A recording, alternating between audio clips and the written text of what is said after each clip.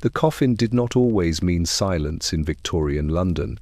Sometimes it meant waiting. Before we begin, take a moment to settle in, dim the lights, slow your breathing, and if you enjoy these hushed journeys into history's darker corners, subscribe and stay with me.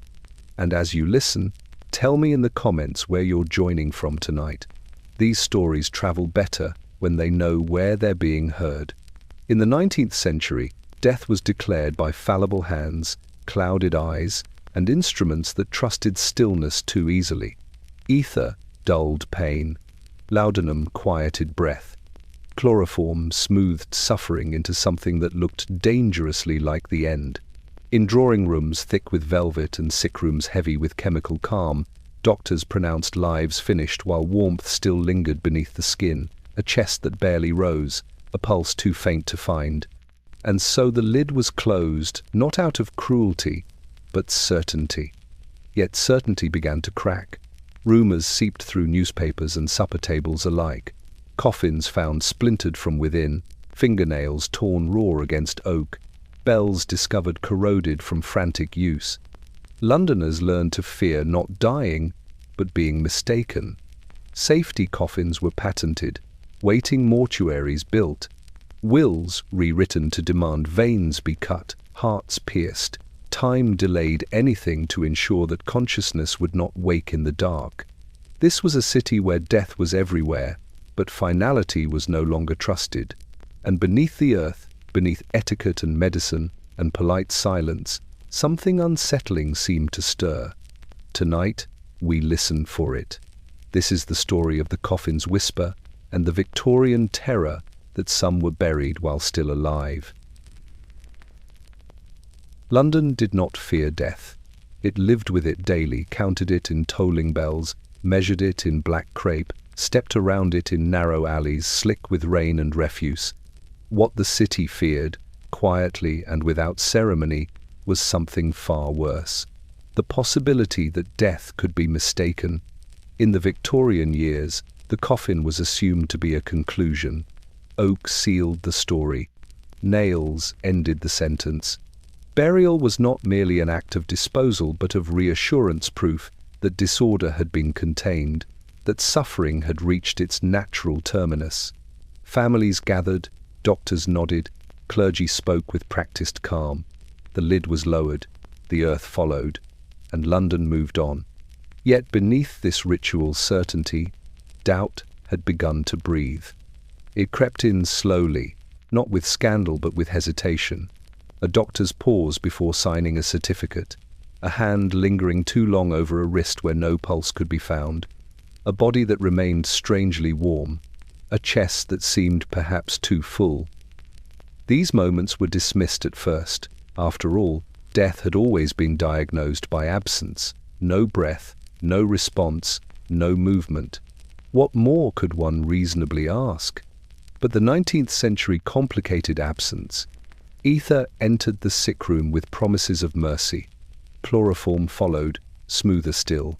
Laudanum dulled agony into a manageable quiet. Together, they reshaped dying into something peaceful, composed, almost elegant. Pain retreated, limbs stilled, faces slackened into convincing repose.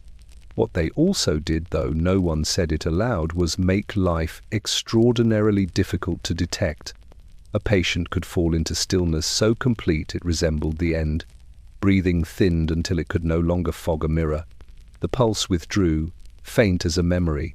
The body entered a hush that satisfied every expectation of death. And so the doctor, guided by experience rather than certainty, would speak the words required of him. The family would begin their grief. The machinery of burial would engage. The coffin, in these cases, did not always receive a corpse. This realization did not arrive as a single revelation. It arrived as rumor, as a paragraph buried in the back of a newspaper, as a conversation held after dinner, voices lowered, eyes averted. Stories of graves reopened for unrelated reasons, relocation, construction, legal dispute, only to reveal signs that unsettled the living. A lid displaced, a body turned, fingertips worn raw, mouths frozen not in peace, but strain. London listened, even when it pretended not to. The fear was not loud. It did not riot in the streets or demand reform with banners and pamphlets. It behaved like Victorian anxiety always did, politely, internally, and with a remarkable capacity for self-discipline. People did not say they feared being buried alive. They said they felt unwell at funerals. They said they disliked enclosed spaces. They said they preferred cremation, though few dared choose it yet. They said nothing at all. And yet, the coffin began to change meaning. It was no longer simply a vessel for the dead.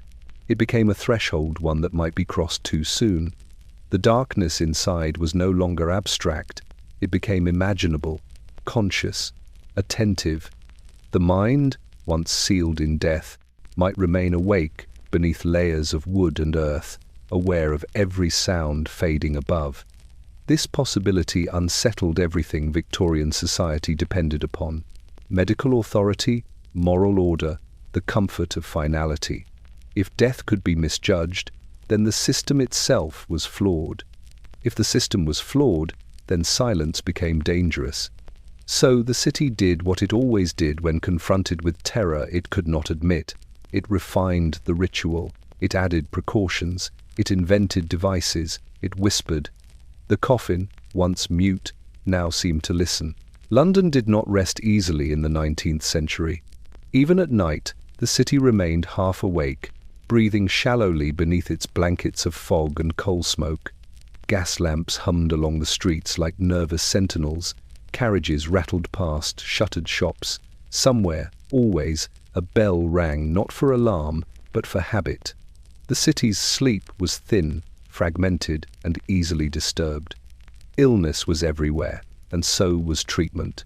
Sick rooms glowed softly behind drawn curtains, their air sweetened with antiseptic and heavy with chemical calm. Ether drifted like perfume. Laudanum bottles stood within reach of trembling hands. Chloroform waited, promising relief from pain, fear, and struggle.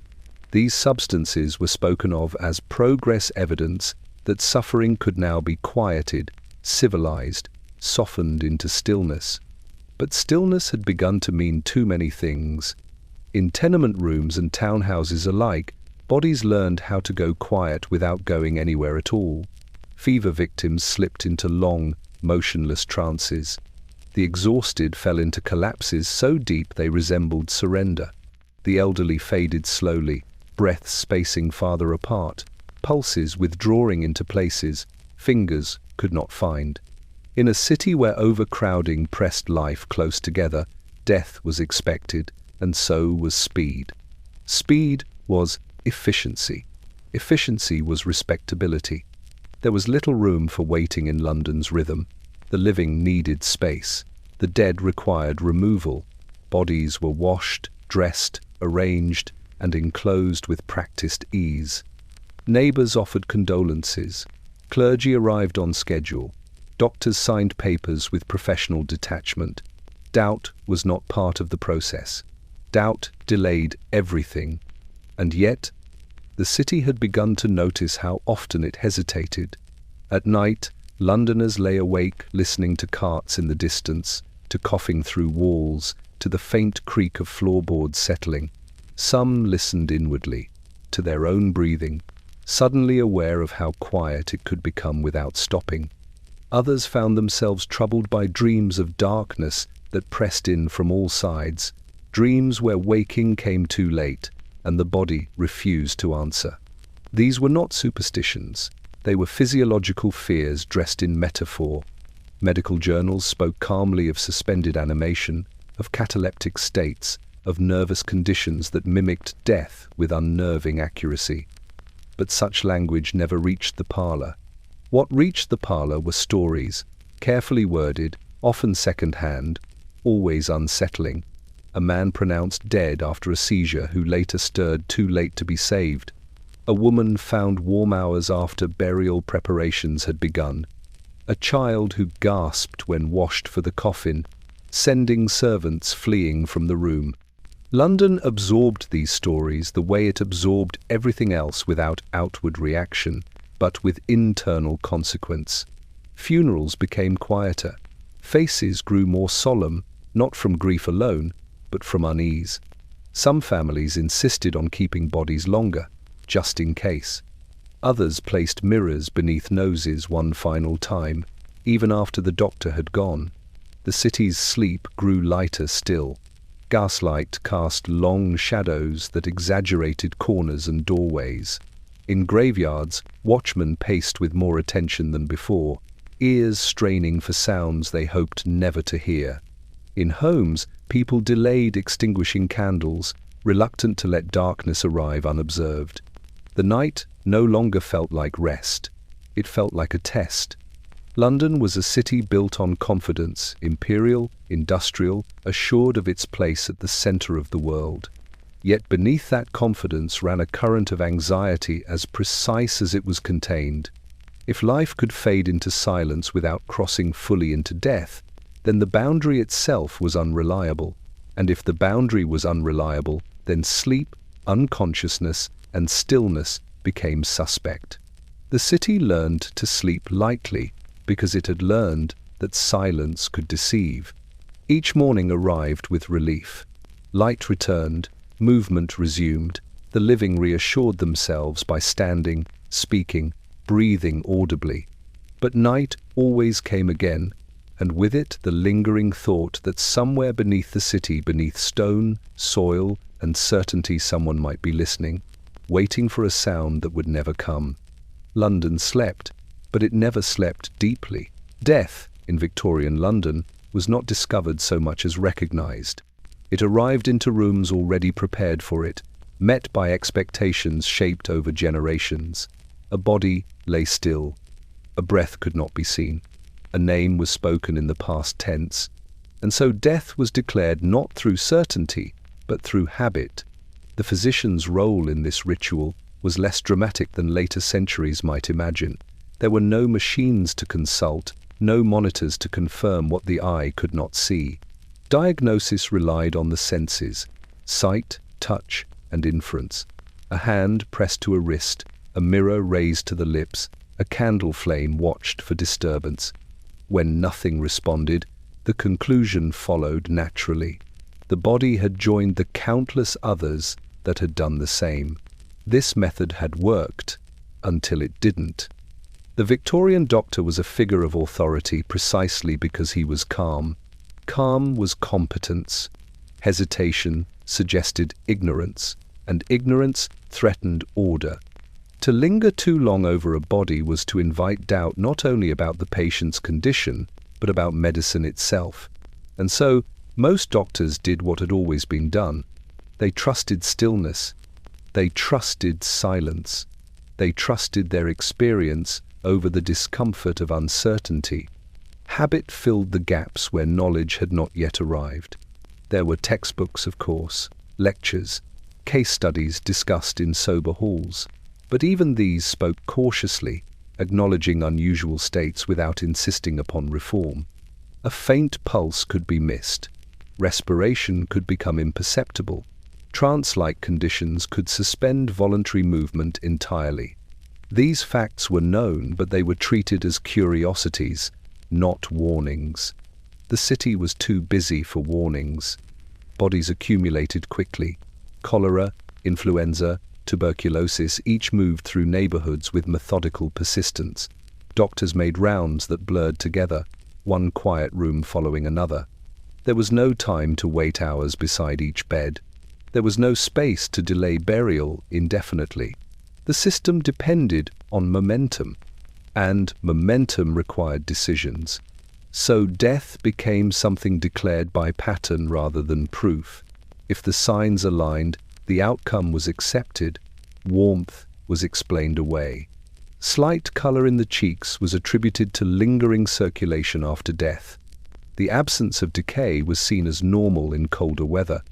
Each inconsistency had a rational explanation, one that preserved the conclusion already reached. Families rarely challenged these judgments. To do so would have been to accuse the physician of error and, by extension, to accuse society of fragility.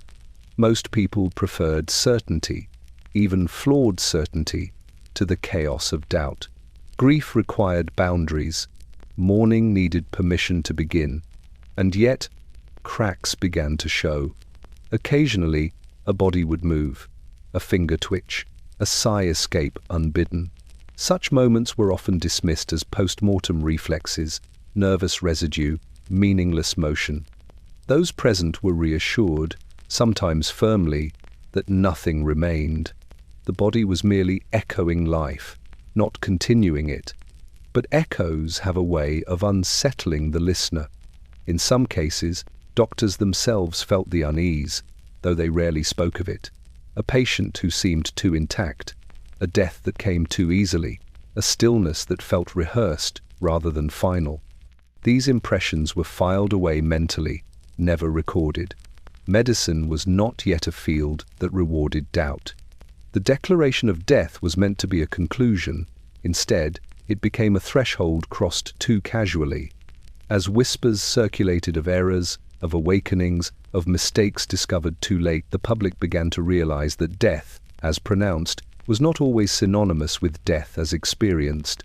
The authority of the doctor remained outwardly intact, but something beneath it had shifted. Trust had acquired a tremor. Declaring death by habit had worked when death itself was unmistakable, when bodies cooled quickly, stiffened decisively, decayed visibly. But the modern sick room, with its chemical calm and softened endings, blurred those signals. Habit lagged behind reality, and London, quietly, began to wonder how many declarations had been premature. The answer, whatever it was, lay sealed beneath wood and earth, where habit could no longer correct itself. Breath was once the final proof. A rise of the chest, a fogged mirror, a tremor in candlelight. These small assurances had served generations well enough, anchoring death in something visible, something measurable by the human eye. But Victorian London discovered, slowly and without comfort, that breath could retreat beyond sight without departing the body at all.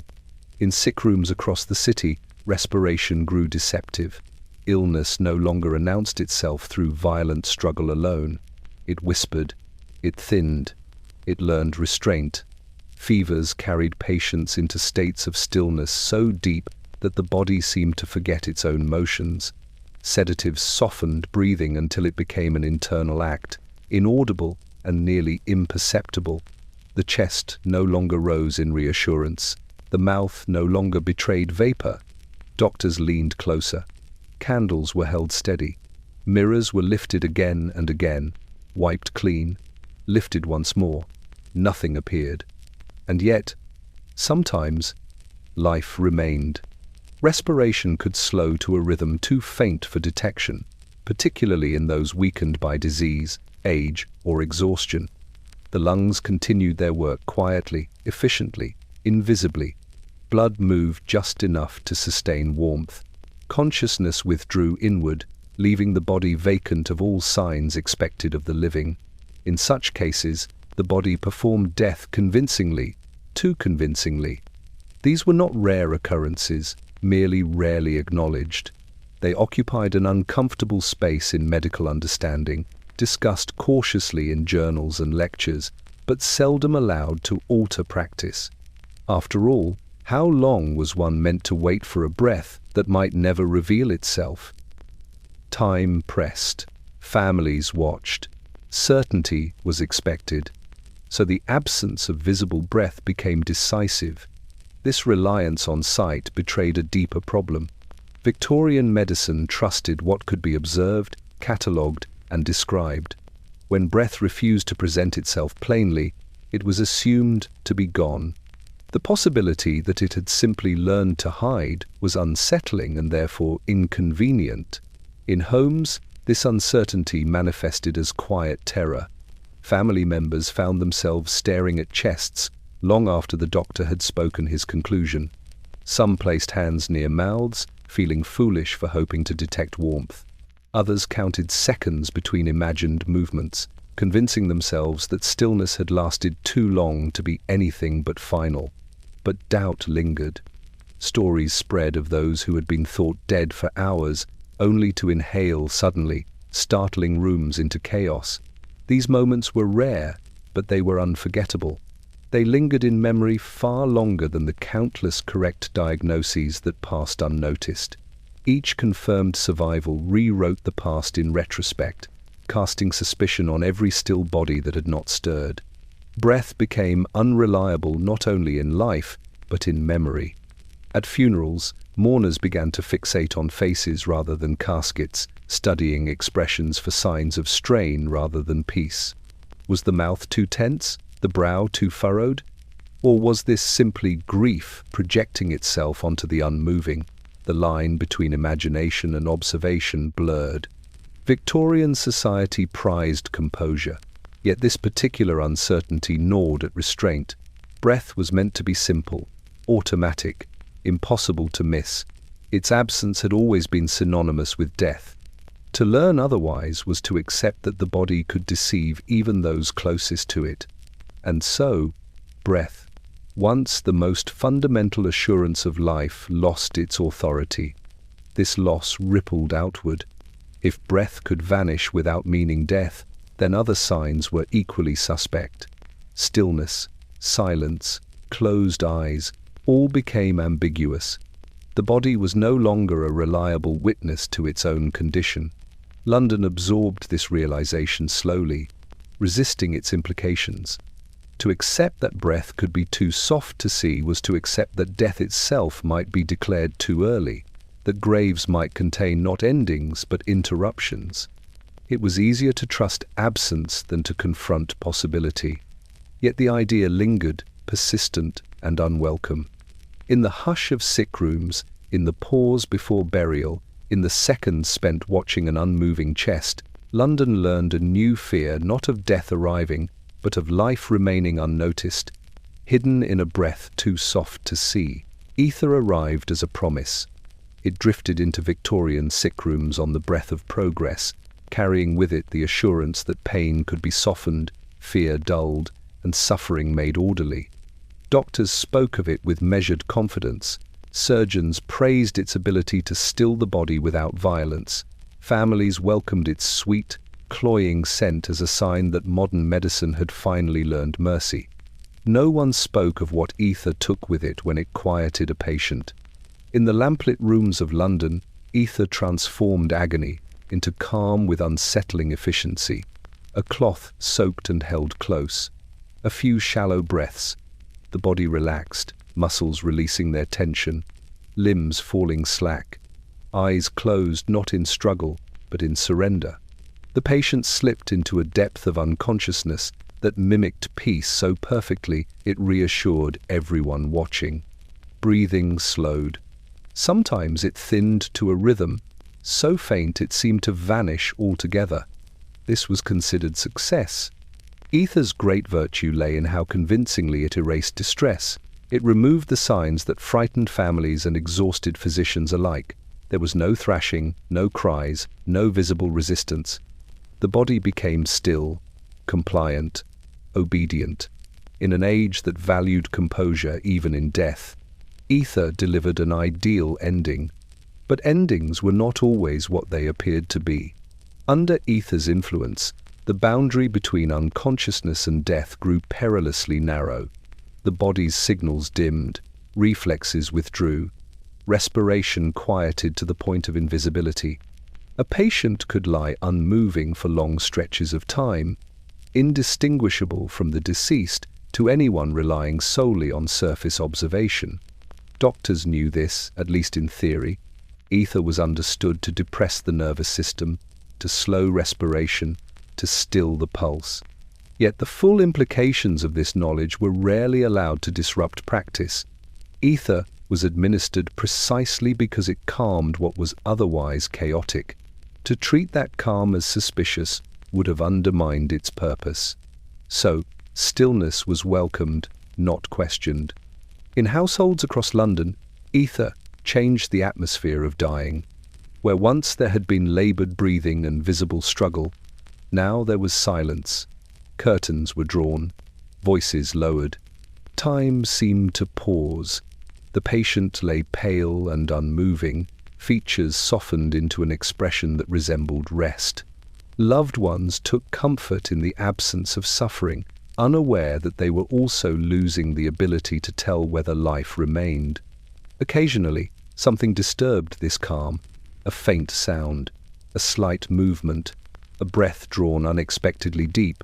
Such moments startled rooms into confusion, quickly smoothed over by reassurances. Ether could cause reflexive motions, doctors explained. It meant nothing. The body was merely reacting, not returning. Yet these explanations did not always convince.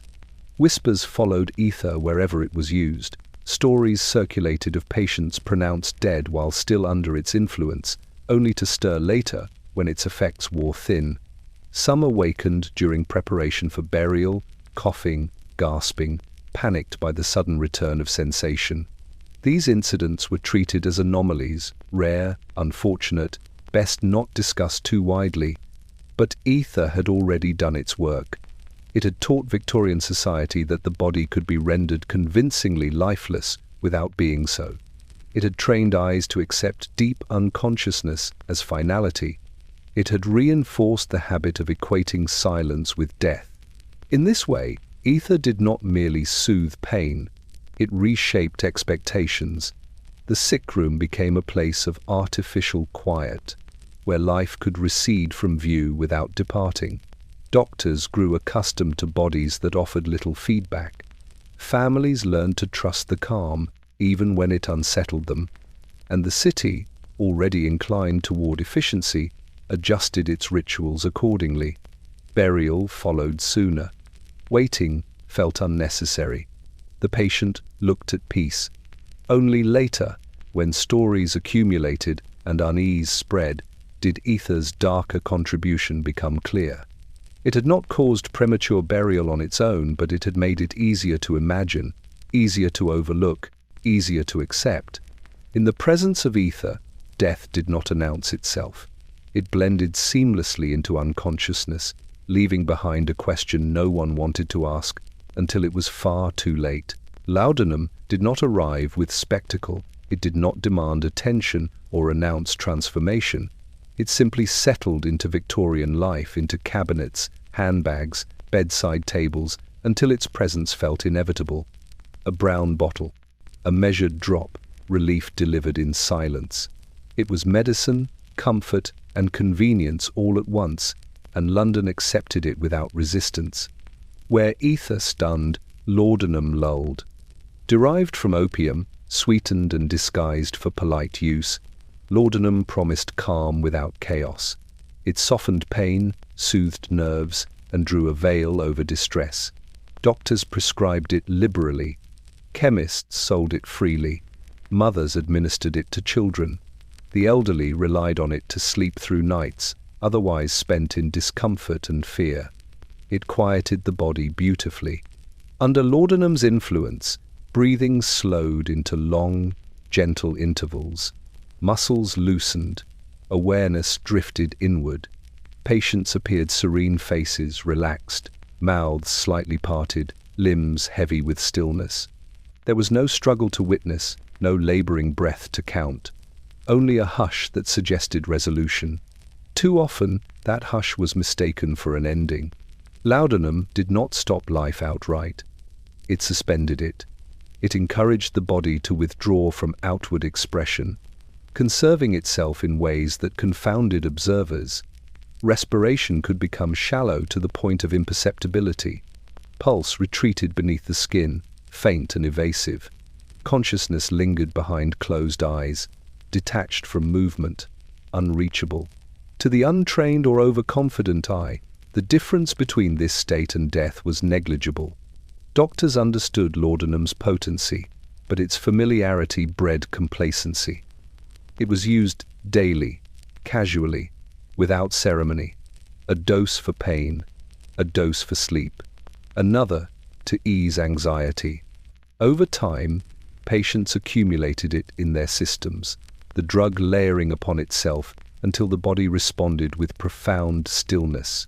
In such cases, timing became dangerous. A patient who slipped into collapse under laudanum's influence might remain unmoving for hours. In the absence of obvious signs of life, a conclusion followed naturally. The room grew quiet. The doctor performed his checks. No breath, no response. The family braced themselves. The language of death began to circulate. Laudanum had prepared the body to cooperate with the narrative. Stories emerged slowly, cautiously, of individuals declared dead after heavy dosing, only to awaken later when the drug loosened its hold. Some stirred during preparation for burial, others during vigils held beside them. A few, according to whispered accounts, did not awaken until they were enclosed, their first conscious breaths drawn in terror. These stories were not common, but they were potent. They challenged a deeply held assumption that a peaceful appearance signified finality. Laudanum made peace too easily. It erased the visible struggle that had once reassured observers that life was still present, replacing it with a stillness that demanded trust rather than verification. Victorian culture valued restraint. Emotional excess was suspect. Suffering was to be borne quietly. In this environment, laudanum felt appropriate, almost moral. It allowed people to endure pain without spectacle, to fade with dignity. That it also obscured the signs of life was an inconvenience few wished to confront. Yet unease crept in regardless. Families began to watch laudanum-treated patients more closely, unsure what they were looking for. Doctors hesitated slightly longer before declaring an end, though rarely long enough to disrupt the process. The drug had become too integrated to be questioned openly. To do so would have meant admitting that medicine itself could deceive. So the city learned to live with the risk. Laudanum remained a staple of the sick room, its bottles passed down through generations, its presence unquestioned. And beneath its quiet comfort lay the troubling truth that some endings it produced were not endings at all, only pauses misread as conclusions.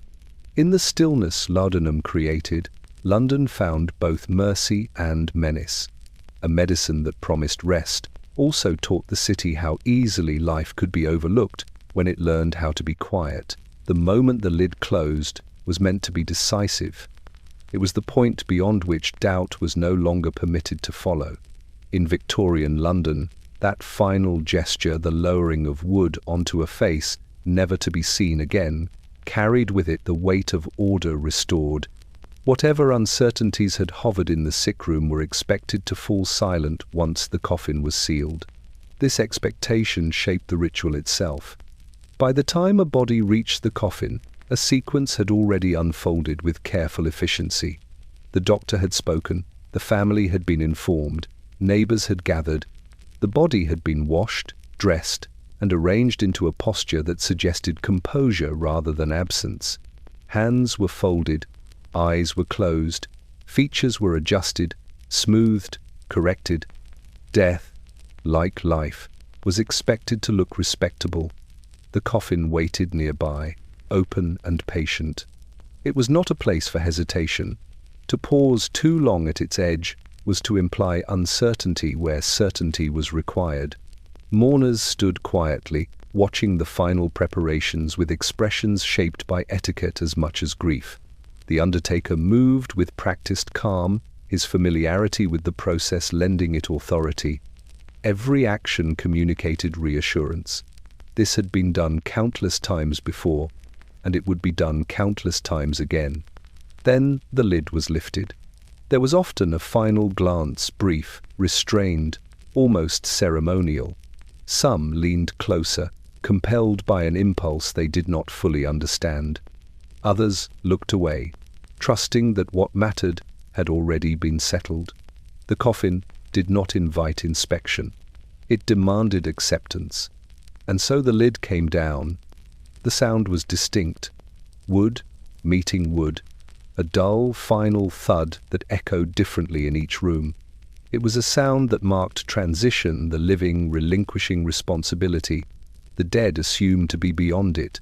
Once sealed, the body was no longer a patient, no longer a subject of observation. It became an object of ritual. For many, this sound was a relief. It meant the end of watching, the end of counting breaths that might never come, the end of wondering whether stillness had been mistaken for silence. The coffin, once closed, removed ambiguity from the room. Whatever lay inside was no longer open to question. Yet this relief was fragile. Those who had heard the stories, those who knew of movements discovered too late, of scratches revealed when graves were reopened, felt a tightening in their chest as the lid descended. The sound lingered longer than it should have. It carried an implication the ritual did not acknowledge, that if a mistake had been made, this was the moment it became irreversible. The city rarely spoke of this openly. To do so would have been to disrupt the dignity of death itself, but the idea settled quietly into public consciousness. The lid did not simply close a coffin, it closed the possibility of correction. In some households, this realization altered behavior in subtle ways. Families delayed closure for reasons they could not articulate. Someone insisted on one last check, one last touch, one last look. These gestures were often dismissed as grief, tolerated briefly before being gently discouraged. The process had to move forward. The dead did not wait. Neither did the city. Funeral customs reinforced this momentum. Timetables were tight. Burial followed swiftly, especially in warmer months when decay was a practical concern. The sealed coffin was transported, lowered, and covered with earth in efficient succession. Each step placed more distance between the living and the possibility of error. And beneath the ground, the lid remained closed.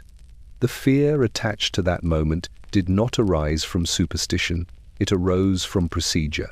Victorian London had built a system that required confidence at every stage, even when confidence exceeded knowledge. The closing of the coffin was not a conclusion reached through certainty, but through necessity.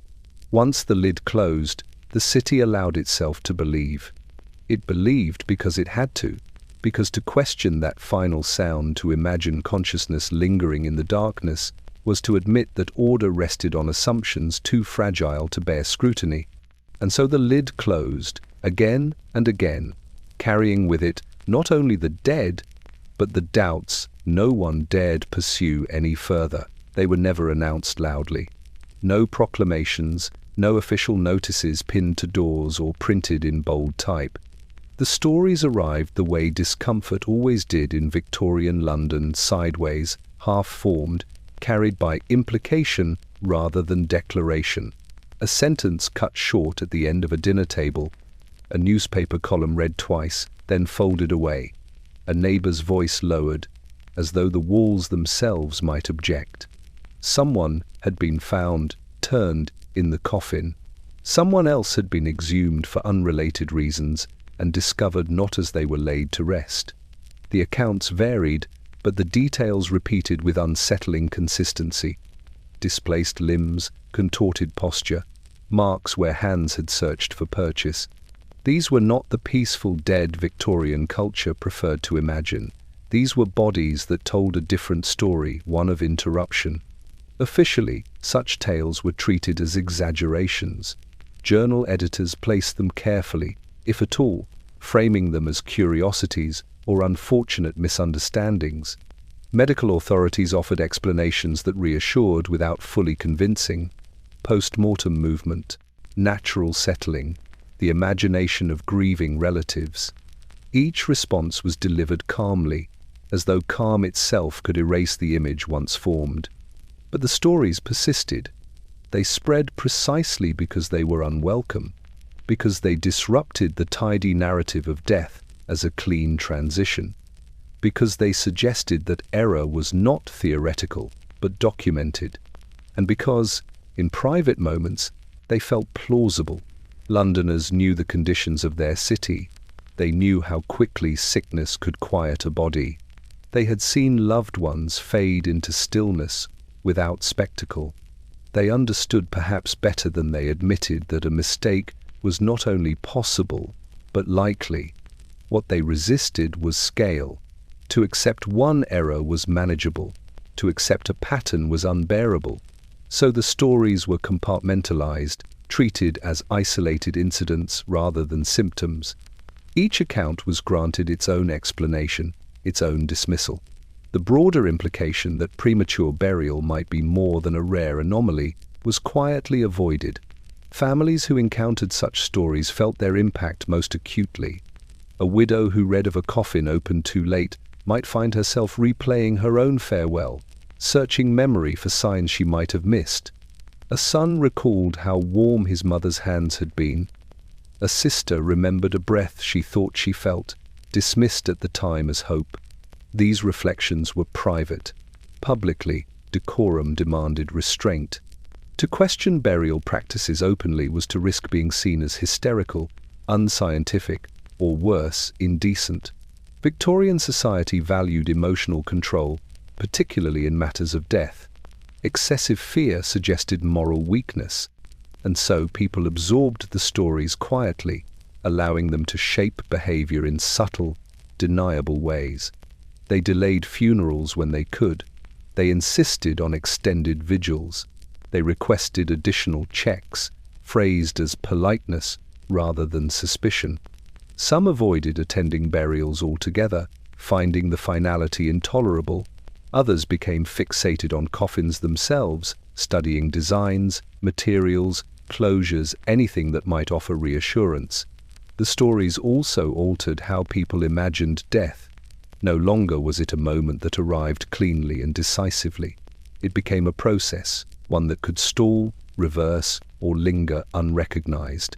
This uncertainty did not lead to open revolt against tradition. Instead, it infused tradition with anxiety. Churches continued their rites, doctors continued their declarations, undertakers continued their work. On the surface, nothing changed. But beneath that surface, belief fractured. The dead were no longer assumed to be unreachable. They were imagined as potentially aware, trapped in a silence imposed too early. This was not a fear that could be spoken easily. It sat uneasily alongside faith, medicine, and social order. And so it was carried in fragments, stories no one wanted to believe, but no one could entirely forget. London listened to these stories despite itself. It pretended disbelief while quietly adjusting its sense of certainty. The coffin, once a symbol of closure, began to feel like a question mark. And every whispered account added weight to a realization the city refused to voice aloud, that some of its dead might have heard the earth fall long before they were ready to stop listening. In Victorian London, doubt was not merely uncomfortable, it was improper. It disrupted the careful choreography of society, the unspoken agreement that certain conclusions must be accepted for life to proceed without disorder. Death was one such conclusion. To question it openly was to invite unease into spaces that depended upon composure. Respectability required confidence. Families were expected to grieve with restraint. Doctors were expected to speak with authority. Clergy were expected to offer reassurance, not uncertainty. Each role relied upon the others to maintain a shared fiction of finality. Once death had been declared, it was not to be revisited. To do so would suggest that someone, somewhere, had failed, and failure was not easily forgiven. When uncertainty arose, when a relative hesitated, when a servant whispered concern, when a mourner lingered too long beside the body, it was gently corrected. The doctor has seen to it. There is no cause for worry. It is best not to dwell. These phrases carried the weight of social expectation. They were not cruel. They were protective. They shielded everyone involved from the consequences of doubt. To insist otherwise was to risk being labeled difficult, emotional, or unbalanced. Victorian society placed great value on appearances, and death was no exception. A smooth transition from life to burial reflected well on the household. It suggested order, propriety, and trust in modern systems. Prolonged hesitation implied chaos, superstition, or lack of faith. The family that questioned too much invited scrutiny not only of their judgment, but of their character. And so many learned to silence themselves. Even when stories circulated of those discovered alive after being declared dead, most people absorbed them privately, never allowing them to interrupt the expected performance. Publicly, respectability prevailed. Funerals proceeded on schedule. Coffins closed without protest. Graves were filled without delay. The alternative was unthinkable. To acknowledge doubt openly would have required slowing the machinery of death.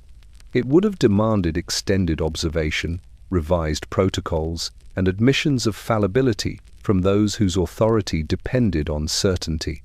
It would have required the city to accept that some of its assurances were based not on proof, but on tradition. That reckoning was postponed. Doctors, for their part, were not immune to this pressure. A physician who hesitated too long risked appearing incompetent. A second opinion suggested mistrust. An admission of uncertainty could damage reputation irreparably. In a profession striving for legitimacy and respect, confidence mattered more than caution. So, medical authority aligned itself with social expectation. Clergy reinforced this alignment. Death, once pronounced, was framed as divine will rather than biological condition. To question the timing was to flirt with impiety. Better to accept that the soul had departed, even if the body seemed reluctant to follow. Faith provided a comforting finality where medicine could not. Together, these forces formed a barrier against doubt.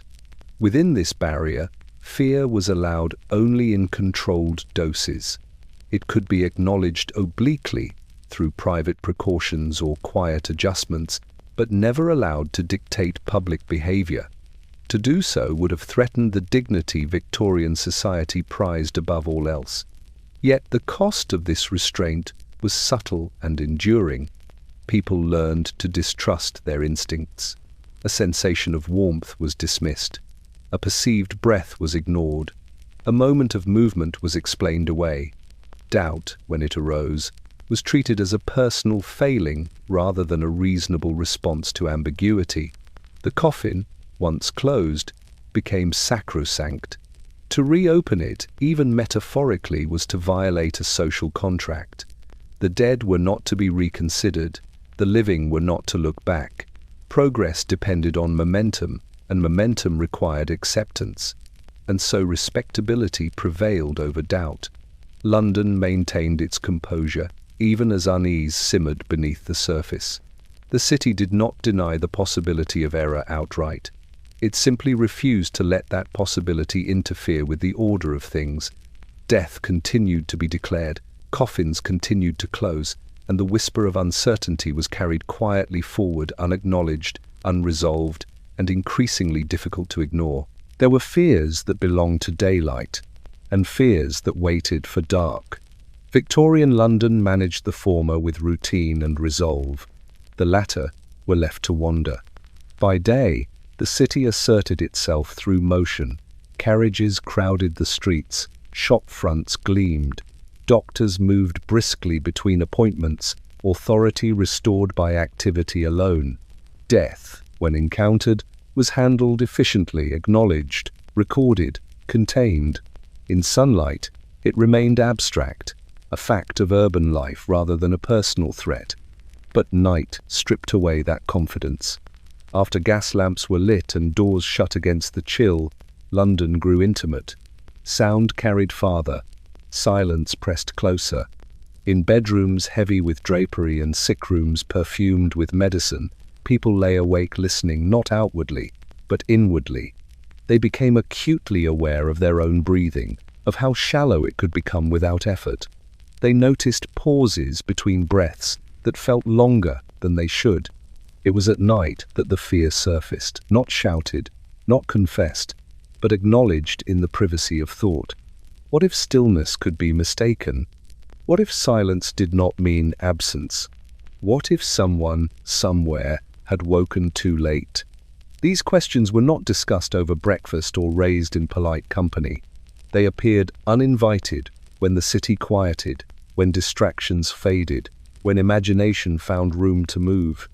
Night encouraged speculation in ways daylight could not suppress. People began to imagine the coffin not as an object, but as a space, dark, confined, absolute. They imagined consciousness returning there, not dramatically, but gradually. A moment of awareness, confusion, a breath drawn against resistance, hands discovering the truth too late. Such thoughts were quickly pushed away. They had to be. Victorian society did not reward morbid reflection. Fear was to be managed, not indulged. Yet once imagined, the scenario lingered. It returned whenever a person struggled to fall asleep, whenever breath slowed naturally in rest, whenever dreams dipped into darkness without warning. Sleep itself became suspect. People noticed how easily the body surrendered to unconsciousness, how muscles released, how breath quieted without instruction. They wondered briefly, silently, how different this state truly was from the one doctors described as death. The distinction felt thinner at night, when control slipped and awareness dimmed. Those who had attended recent funerals felt this most sharply. The memory of a closed coffin resurfaced unbidden. The sound of the lid echoed again in the mind, no longer ceremonial but ominous. At night, that sound lost its reassurance. It became final, in a way that felt dangerous rather than comforting. Some turned to prayer, others to ritual. Candles were left burning longer. Windows were cracked open to admit air. A hand was placed on the chest before sleep, feeling for movement, reassured only by sensation. These were small acts, never discussed, never justified. They were performed quietly, as though fear itself demanded discretion. Even children absorbed this atmosphere. They learned early not to ask certain questions, not to linger too long in graveyards, not to speak of dreams involving darkness and confinement. Adults dismissed such fears gently but firmly, steering conversation back towards safer subjects. The night, however, remembered. This fear was not dramatic.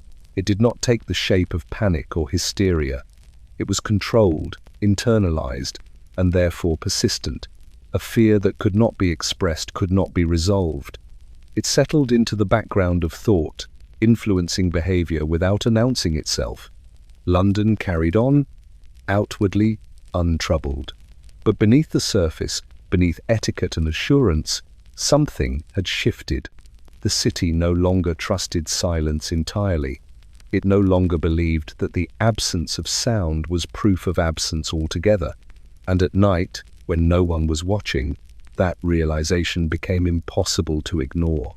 The fear was spoken only in thought, only in the pause between breaths, only in the dark, where the coffin's whisper seemed closest to being heard. When doubt could no longer be ignored, it was not addressed with confession, but with technique. Victorian London did what it always did when confronted by uncertainty. It refined its procedures. If death could no longer be trusted to announce itself plainly, then it would be tested. The tests were modest, almost apologetic in their simplicity. They relied on household objects and the human senses' extensions of habit rather than innovations of science. A small mirror held beneath the nostrils to catch the faintest cloud of breath. A feather placed near the lips watched for the slightest tremor. A candle flame steadied close to the mouth, its stillness taken as verdict. These rituals were performed quietly, respectfully, as though the body might be offended by scrutiny. When nothing moved, the conclusion followed. Such tests had long been part of the physician's routine, but as unease spread, their use became more deliberate. Doctors repeated them. Families asked carefully, deferentially, whether they had been done. Servants watched from doorways, eyes fixed on the mirror's surface, hoping not to see what they feared, and feared not to see what they hoped. The problem was not that the tests were cruel.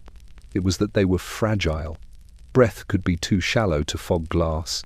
Air could pass through the nose rather than the mouth.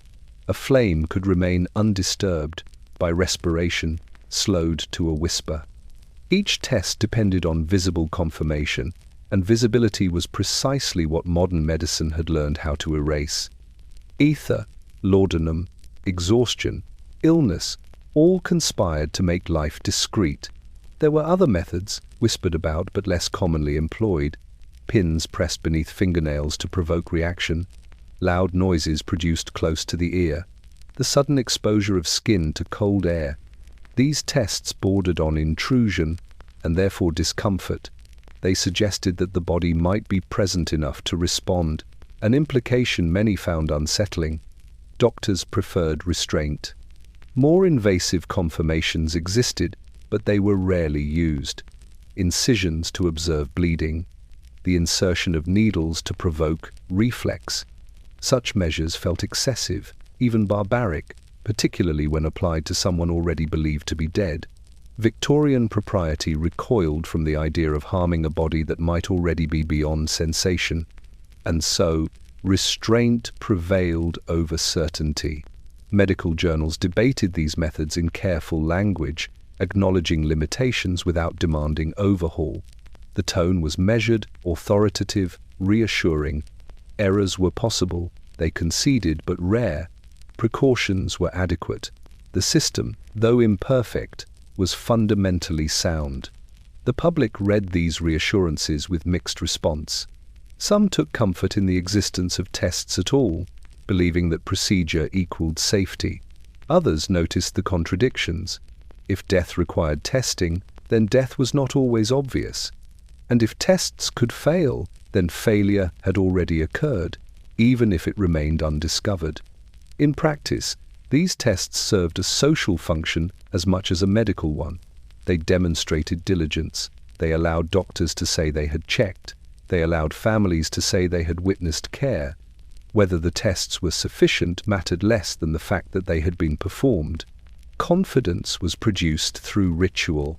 Yet each test also reinforced the underlying fear. The mirror was raised because breath might be present.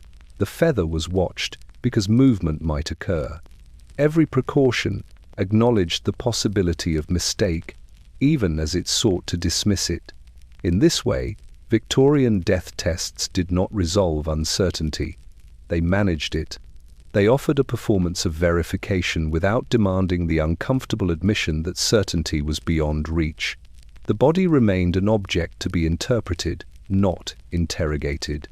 And interpretation, shaped by expectation, remained vulnerable to error.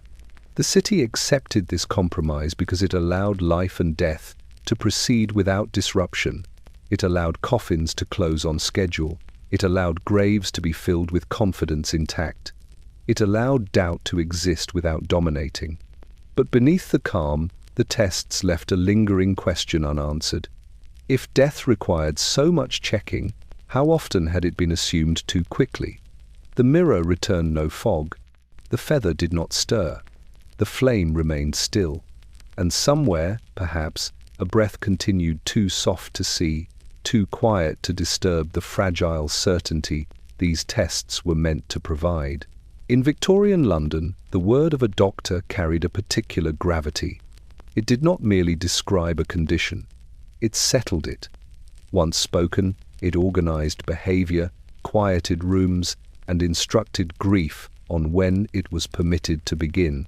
Medical authority was not theatrical, but it was absolute in its own restrained way, measured, confident, and rarely questioned. This authority had been hard-won. The 19th century was an era eager to distinguish trained medicine from superstition and folk remedy. Doctors were expected to embody progress itself, educated, rational, composed. Their judgments reassured families that suffering had been understood and that endings, however painful, were legitimate. To doubt a doctor was to doubt the very notion of modern order. And so, when a physician declared death, the room obeyed. The manner of delivery mattered. A calm tone, a brief pause, a nod, rather than an explanation. These gestures conveyed certainty more effectively than any instrument could. The doctor did not linger. Lingering suggested uncertainty. Instead, he concluded, offered condolences, and withdrew, leaving behind a settled fact that others were expected to accept. This expectation shaped every interaction that followed. Family members might feel unease, a warmth that seemed wrong, a stillness that felt rehearsed rather than final, but they learned quickly how to interpret their own doubts, not as signals, but as grief, not as observation, but as denial. The doctor's authority reframed hesitation as emotion, and emotion as something to be managed rather than indulged. Few dared challenge it openly. To request additional checks risked appearing distrustful. To ask for more time suggested hysteria. To question the declaration outright was unthinkable. Medical authority depended on decisiveness, and decisiveness left little room for collaborative doubt. Once the doctor had spoken, the matter was closed. This closure extended beyond the household. Undertakers accepted the declaration without question. Clergy proceeded with rites accordingly. Registrars recorded the death as fact. The system was built to move forward, not to revisit conclusions. Doctors understood the weight of this responsibility, but they also understood its limits. They worked without tools that could confirm life at its faintest margins. They relied on signs that were increasingly unreliable in an age of chemical sedation and prolonged illness. Yet, admitting this openly would have undermined their role entirely.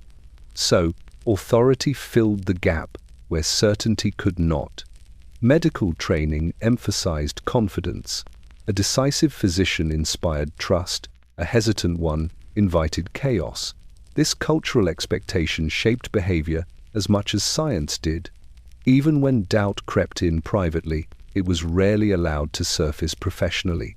To do so would have meant acknowledging that death, so foundational a boundary, was sometimes guessed rather than known. And guesswork had no place in authority. This dynamic created a dangerous imbalance.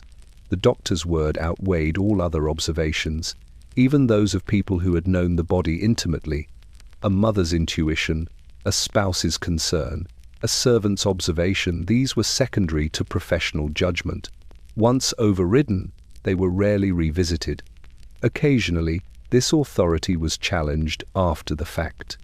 A mistake revealed, a survival uncovered. In such cases, blame was often diffused, attributed to rare conditions, unusual reactions, unforeseeable circumstances. The authority itself remained intact. The system could not afford to dismantle it. Victorian society preferred to believe in fallible individuals rather than a fallible structure.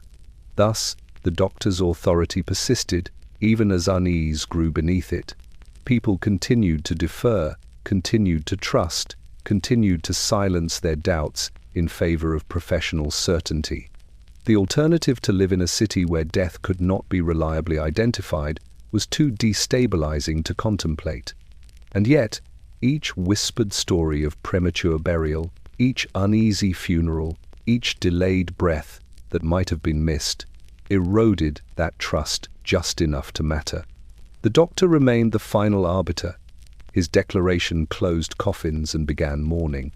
But beneath the respect accorded to his authority lay an unspoken recognition that even the most confident voice could not always hear the faintest signs of life. When silence had learned how to imitate death, hospitals were meant to be places of observation. In Victorian London, they were described as sites where suffering could be watched, measured, and resolved under professional care. Long wards lined with iron beds, white sheets drawn tight, windows cracked open for air believed to purify. Order prevailed, cleanliness reassured, silence signaled success. But silence, in these places, learned how to mislead. Hospitals cultivated stillness deliberately. Patients were encouraged to rest, to conserve strength, to submit their bodies to treatment without resistance. Sedatives were administered to calm agitation. Pain was softened into compliance. Movement was minimized, sound discouraged. The ideal patient was quiet, cooperative, and still. This ideal blurred dangerously with death. In crowded wards, nurses moved quickly, accustomed to bodies that did not respond immediately. A patient who failed to stir during rounds did not immediately alarm anyone. Illness often rendered people inert for long stretches. Exhaustion flattened expression, medication deepened unconsciousness. The line between rest and absence became thin enough to step across without noticing. Hospitals depended on routine, and routine depended on pattern. Bodies were checked, noted, and passed by with practiced efficiency. A hand placed briefly on a wrist, a glance at the chest. If nothing obvious contradicted expectation, the conclusion aligned itself with what the ward already assumed. In places where death was common, it became familiar, and familiarity dulled vigilance. The institutional environment reinforced this process. Patients were often unknown personally to those who attended them. Names replaced by numbers, faces blurred together in memory. Individual quirks of breathing or movement went unnoticed. The hospital did not know its patients the way families did, and so it relied on general signs rather than intimate familiarity. Stillness was interpreted as outcome. When death occurred in hospitals, it was processed with efficiency. Bodies were moved discreetly, curtains drawn, beds prepared for the next occupant. The institution did not linger over endings. It could not afford to. Too many arrived each day, and too many required attention. In this environment, error could pass quietly. Medical literature recorded cases sporadically of patients thought dead who later revived. These accounts were treated as curiosities rather than warnings. Hospitals were busy places. One anomaly did not disrupt an entire system. The assumption remained that such occurrences were exceedingly rare. But rarity offered little comfort to those who contemplated the possibility from within the ward. Patients, aware of their own vulnerability, sometimes feared the hospital not because of what might happen there, but because of what might be assumed. To fall silent in such a place was to risk being overlooked. To lose consciousness was to surrender visibility entirely. Stories circulated among patients and families alike, of someone left too long unattended, of a body moved prematurely, of a breath drawn after staff had already concluded their duties. These stories were difficult to verify and therefore easy to dismiss, but they shaped perception nonetheless. Hospitals, once symbols of progress, acquired a quiet menace. This was not because they were cruel. On the contrary, they were designed for care. But care delivered at scale required simplification. Individual nuance was sacrificed to efficiency. The body became a set of signs to be interpreted quickly, not a mystery to be explored patiently. In such places, death could arrive without drama and without clarity. The stillness cultivated by hospitals was meant to heal, yet it also created conditions in which life could become indistinguishable from its absence. A patient rendered quiet by medicine might appear indistinct from one whose organs had ceased entirely. The difference lay in subtleties that routine was not built to detect. And so, hospitals of stillness became sites of uneasy trust, places where authority, habit, and silence converged, where life could withdraw without announcement, and where the city's fear found new footing not in superstition, but in the realization that even the most modern institutions could mistake quiet for finality. In the ordered hush of the ward, stillness ruled, and under its reign, certainty became fragile. Not all stillness announced itself gently. Some arrived without ceremony, without pain, without any visible struggle at all. In Victorian London, there were conditions that silenced the body so completely, so abruptly, that even attentive eyes could be forgiven for believing the end had come. Paralysis did not always look like injury. Certain illnesses struck the nervous system with a precision that unsettled physicians and terrified families. Muscles ceased to answer. Limbs lay heavy and inert. The face retained its shape, its color, its suggestion of presence, yet no movement followed, command or touch. Consciousness, in some cases, remained intact, sealed behind a body that would not respond. To the observer, the distinction was impossible to see. These conditions were poorly understood, described in vague terms that gestured toward mystery rather than explanation. Nerve exhaustion, sudden collapse, functional paralysis. The language shifted, but the effect was the same. A living body rendered indistinguishable from a dead one. Breathing could continue at a depth too shallow to detect. The pulse could withdraw into obscurity. Reflexes could disappear entirely. Eyes remained closed, not in death, but in enforced stillness. The body performed death convincingly, without any conscious intent. Doctors knew of such states, but knowledge did not always translate into recognition. In textbooks and lectures, paralysis was discussed as a possibility, an anomaly, a rare complication. In practice, it was encountered without warning, often in moments already heavy with expectation. A patient weakened by illness suddenly ceased movement. A stroke-like event left the body frozen. A collapse occurred without pain or sound. The room waited for signs that never came. And waiting, in those moments, felt futile. Families watched for reassurance that failed to appear. Doctors applied familiar tests: mirror, feather, flame, with predictable results. Nothing stirred. The conclusion aligned with expectation, not because it was certain, but because alternatives felt too improbable to entertain under pressure. Paralysis challenged the logic of diagnosis itself. If the body could cease responding entirely while life persisted within, then the absence of response meant nothing definitive at all. But this implication was rarely pursued. To do so would have required prolonged observation, invasive testing, and a tolerance for uncertainty that Victorian medicine was not prepared to accommodate. Instead, paralysis was folded into death. Cases emerged quietly of individuals later discovered to have been alive when declared dead. Some recovered before burial, awakening confused and frightened, unable to explain the silence that had overtaken them. Others were not so fortunate, their condition only recognized after exhumation or accidental discovery. These accounts unsettled physicians precisely because they implicated competence rather than chance. Paralysis did not announce itself with drama. It did not convulse or distort. It simply removed visibility. In a culture that equated life with motion, its stillness was interpreted as finality. The fear this generated was subtle but enduring.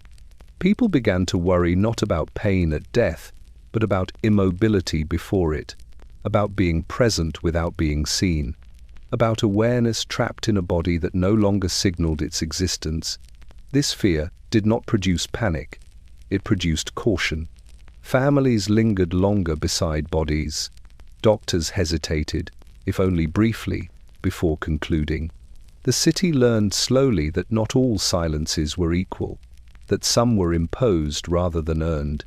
Yet paralysis remained difficult to accommodate within existing systems. It demanded patience where efficiency reigned. It demanded humility where authority was expected. And so it was acknowledged in theory, but resisted in practice. London continued to bury its dead with confidence, even as the definition of death grew less stable. The idea that someone could be fully conscious, yet entirely still, was too unsettling to confront directly.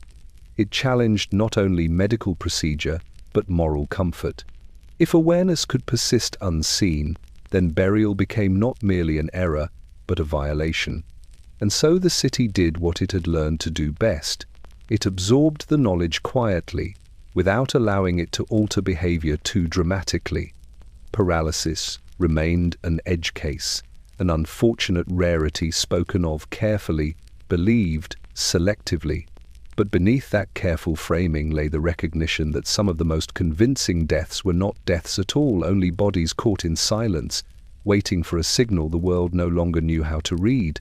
There were conditions that did not merely still the body, but persuaded it to imitate death with unsettling precision. Victorian medicine struggled to name them, circling the phenomenon with careful language, while never fully claiming to understand it. Catalepsy, trance, suspended animation. The terms varied, but the fear they inspired was singular. In these states, the body withdrew without leaving. A person could collapse into rigidity so complete that even the most attentive examination failed to detect life.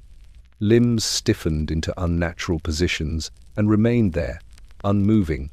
The eyes closed, the jaw slackened, the chest barely stirred.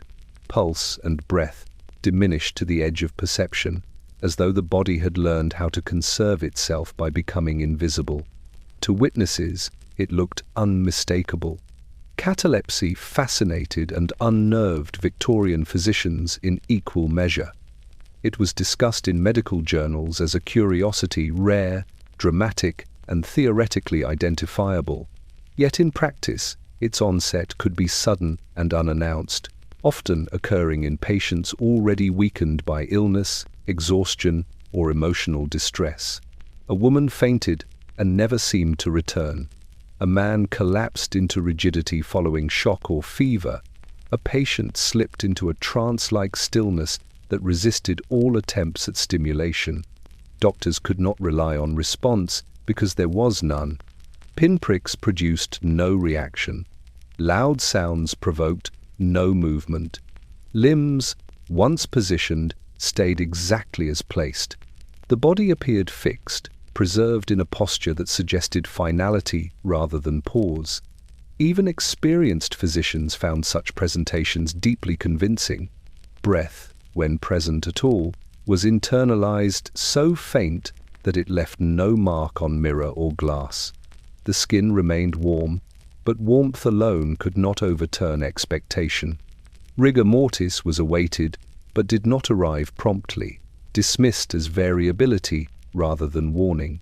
Time passed, silence persisted, and so conclusions followed. Victorian society encountered catalepsy not as a medical anomaly, but as a social crisis. Its implications were too disruptive to integrate comfortably. If a person could enter a state that perfectly mimicked death and emerge hours or days later, then no declaration was secure. No burial was beyond question. This possibility was acknowledged cautiously, then cordoned off. Doctors reassured the public that such states were extraordinarily rare, that trained physicians could distinguish them, that mistakes were unlikely. Yet the very need for reassurance betrayed anxiety. Catalepsy had entered the collective imagination as a threat precisely because it undermined certainty at its core. Stories circulated of those who awakened on the dissection table, of patients who revived during preparation for burial, of individuals who regained movement only after being enclosed, their fate sealed by the very stillness that had preserved them. These accounts were treated with skepticism, yet they endured. Trance states complicated matters further. Some individuals entered prolonged unconsciousness following emotional shock, grief, or trauma. Their bodies appeared inert, their features calm, their respiration imperceptible. Unlike catalepsy, these states lacked rigidity, making them seem more natural, more convincingly final. The body lay at rest. Nothing demanded attention. Victorian culture had little patience for conditions that defied classification. Medicine preferred boundaries, religion preferred certainty, society preferred order. Trance states belonged to none of these categories comfortably. They suggested a liminal space between life and death that no institution was prepared to manage, and so they were misread. Families were told their loved ones had passed peacefully. Doctors recorded the outcome with professional composure. The city absorbed the result without protest. Only later, sometimes far later, did the truth surface, when stillness ended too late to matter. These incidents haunted the medical imagination precisely because they were so difficult to prevent. No test reliably distinguished trance from death. No observation guaranteed safety, The body, in these moments, became an unreliable narrator of its own condition. This realization deepened the city's unease. Catalepsy and trance states suggested that death could be counterfeited by the body itself without malice or intention. They implied that life could retreat into such profound quiet that it erased its own evidence. The coffin, once closed, would not know the difference. Victorian London did not panic in response. It refined its rituals, whispered its stories, and maintained its composure. But beneath that composure, something essential had shifted. Death was no longer a moment. It was a judgment, one that could be wrong. And in that recognition, the city's fear found new depth. Not a fear of dying, but of being mistaken for dead by a world that relied on silence as proof, and had learned too late that silence could lie. Warmth was supposed to fade. It was one of the few comforts Victorian London allowed itself when confronting death.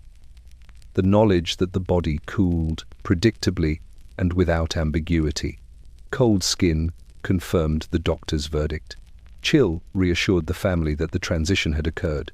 Warmth, by contrast, unsettled because warmth implied presence, and yet bodies did not always obey expectation. In sick rooms where windows were shuttered against damp air and fires burned low for comfort, the dead sometimes retained heat longer than anticipated. A hand touched hours after death felt wrong in its familiarity. A cheek remained supple. A chest radiated a residual warmth that defied the neat timeline mourners had been taught to trust. Doctors explained this away with practiced ease. Environmental factors, they said, the insulation of bedding, the body's size, recent fever, circulation lingering briefly after cessation. All were plausible, all were reassuring, none were conclusive. Warmth became an inconvenience rather than a warning. In many cases, it was ignored out of necessity. The city could not pause for every inconsistency. If death required perfect alignment of signs, burial would never proceed. So warmth was reclassified as incidental, an after effect, not evidence. The system moved forward, but families remembered. They remembered the strange sensation of touching skin that felt alive. They remembered being told not to worry. They remembered the way that warmth lingered even as the language of death settled into the room. These memories returned later, sharpened by stories of error and revelation, recast as moments of missed significance. The problem was not that warmth always meant life. Often it did not. Bodies cooled at uneven rates. Science supported this. What troubled London was not the explanation, but the pattern. Warmth was repeatedly present in cases later suspected of misjudgment. In some accounts, bodies remained warm for hours longer than expected, longer than comfortable. The explanation offered was delayed cooling due to illness or environment.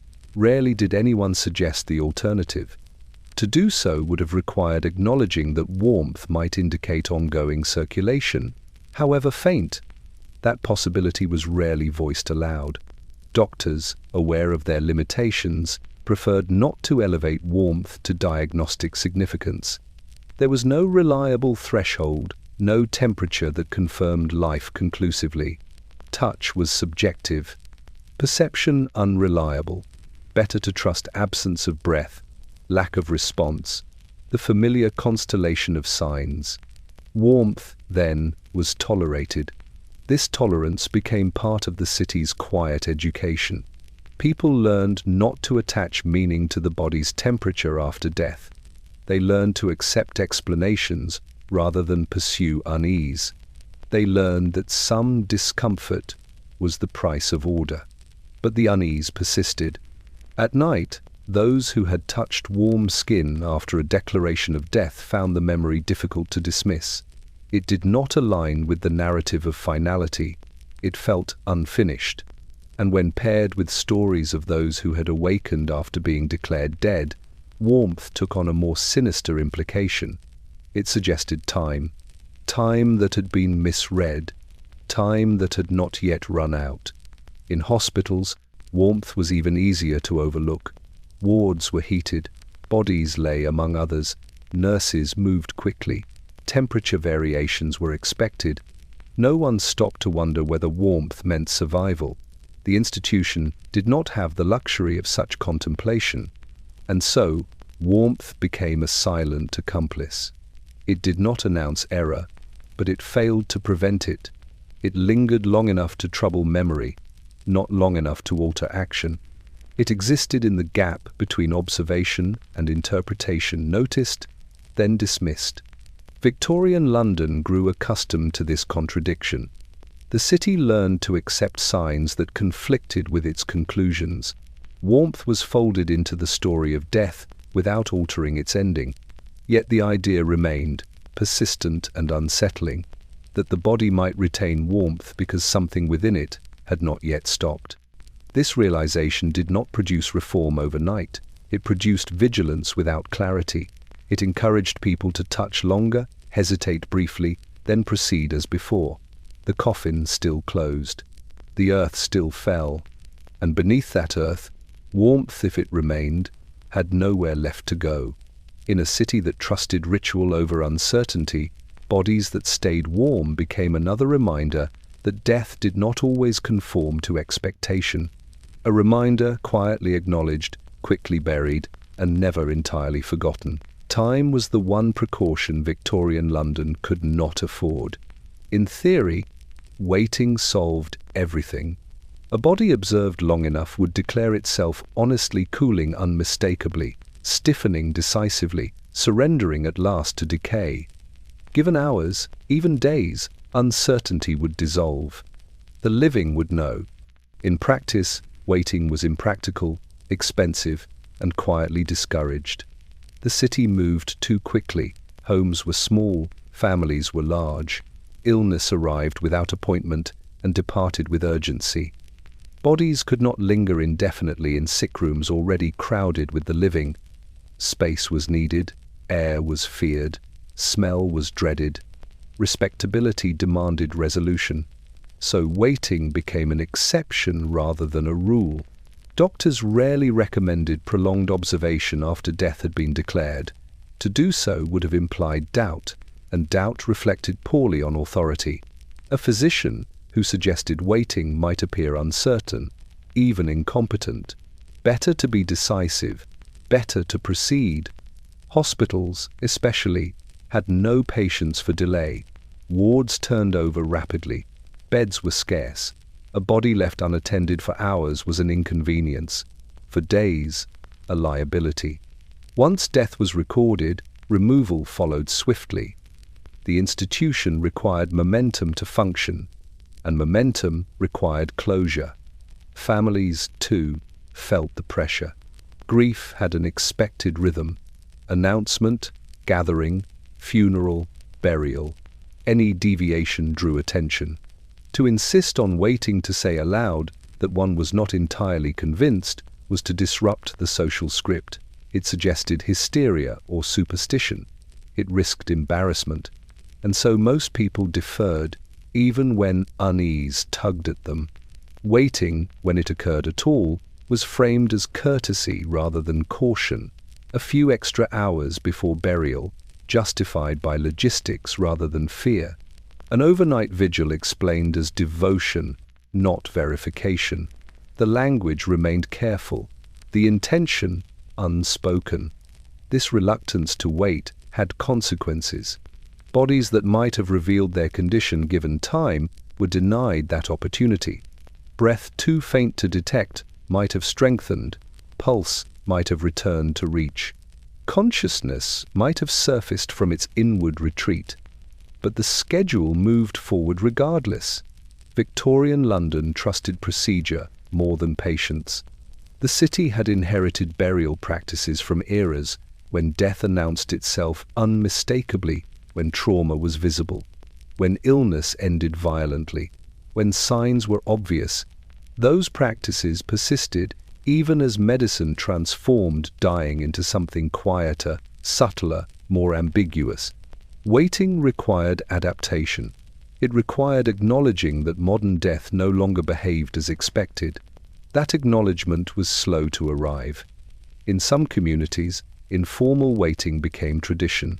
Families kept bodies at home longer, citing custom or respect. Neighbors gathered, candles burned, watches kept. These practices were tolerated, even romanticized, but rarely endorsed medically. They existed in the margins, not the manuals. And even then, waiting had limits. Eventually, the body was enclosed, the coffin closed, the earth filled in. Waiting ended not because certainty had been achieved, but because it had been deferred long enough. The absence of waiting as policy reflected a deeper discomfort. Time invited reconsideration. Reconsideration invited error. Error threatened the legitimacy of systems that depended on confidence. It was easier to move forward than to pause. Yet the stories persisted of those who might have lived had time been granted, of those whose bodies betrayed signs too late to matter, of warmth, movement, breath that surfaced after procedures had already begun. These stories haunted the edges of practice, reminders that speed carried risk. Victorian London was not cruel in its haste. It was efficient. Efficiency, in a city of millions, was survival. But efficiency came at a cost. It replaced vigilance with routine. It traded patience for predictability. Waiting was not policy, because policy demanded certainty, and certainty, in an age of quiet deaths and deceptive stillness, was increasingly an illusion. The city continued to bury its dead swiftly, believing that time itself would not alter the outcome. But beneath that belief lay an unspoken fear that time, if allowed, might reveal truths too disruptive to confront. And so waiting remained unofficial, optional, and insufficient, a luxury afforded rarely, and too late. In Victorian London, a piece of paper could perform the work of 1,000 witnesses. The death certificate, carefully inscribed and officially signed, was more than documentation, it was closure. The city's assertion that the boundary between life and death had been drawn, and that the living could move on. Once issued, it carried the authority of law, medicine, and society, combined a small sheet that transformed uncertainty into certainty, ambiguity into fact. Families welcomed it as a guarantee. To receive the certificate was to be absolved of responsibility, to accept that the departed had completed their passage. The signature of the physician was a seal of legitimacy. Clergy reinforced the decree through prayers and rites. Undertakers acted in accordance with its declaration, preparing the body for interment. In every step, the city relied on the paper to carry the weight of finality. Yet death certificates were only as reliable as the eyes that produced them. Physicians based their assessments on observation, habit, and procedure. Mirrors were held, pulses felt, breath sought. The patient was examined and pronounced beyond recovery. The resulting document, neat and formal, transformed a tentative judgment into irrevocable authority. The certificate left no space for doubt. It turned the subjective into objective. It was comforting and dangerous, because life in the Victorian sickroom had learned how to appear absent. Ether, laudanum, catalepsy, trance states, paralysis, quiet exhaustion, each could simulate death with unnerving fidelity.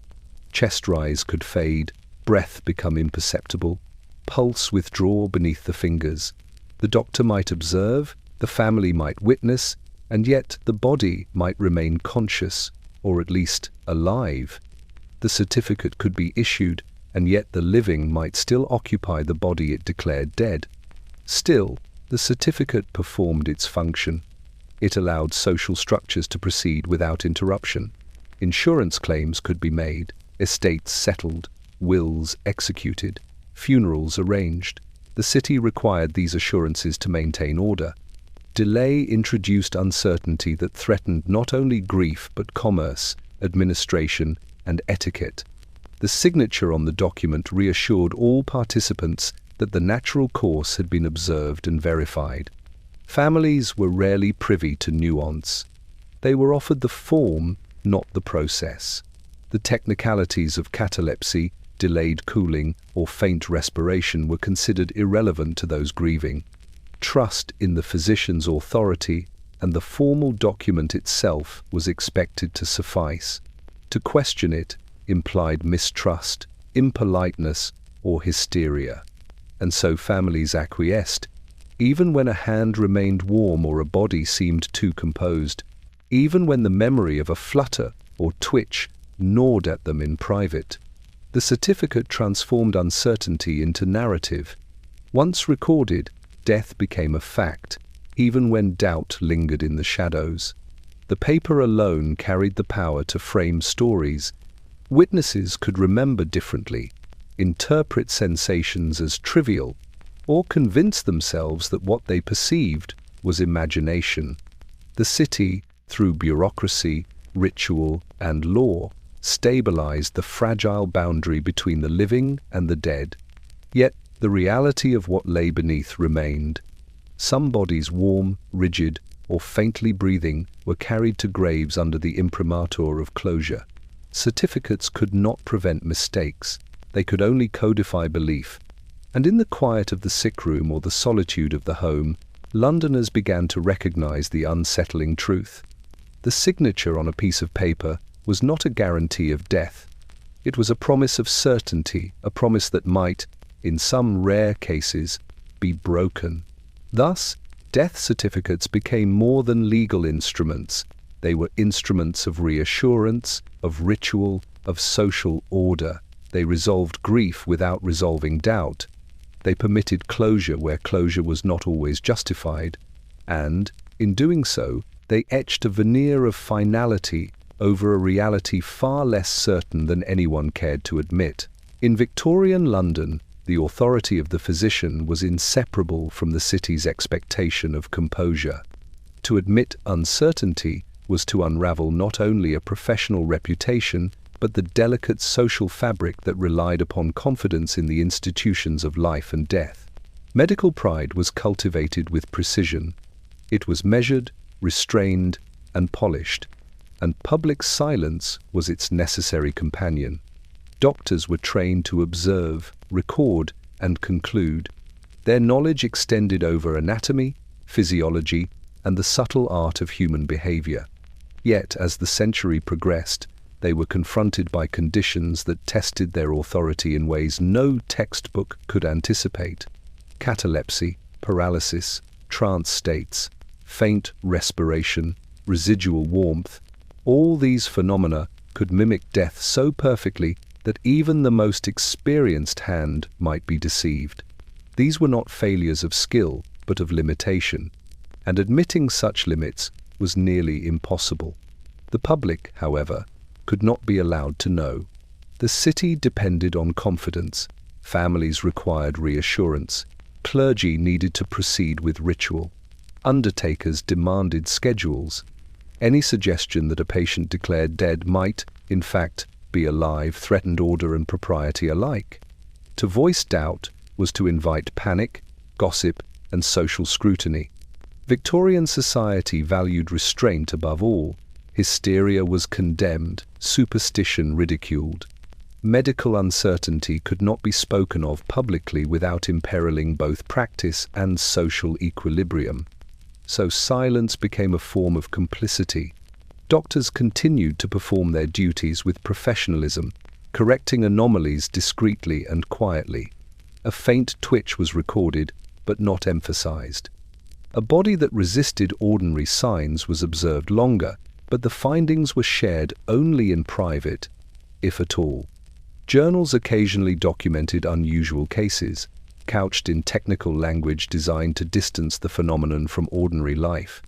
In the public eye, medicine remained decisive. In the shadows, doubt persisted. This silence extended beyond professionals.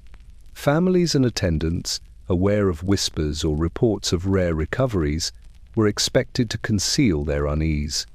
They might notice warmth, the faintest breath, a subtle movement, yet they were discouraged from acting upon it.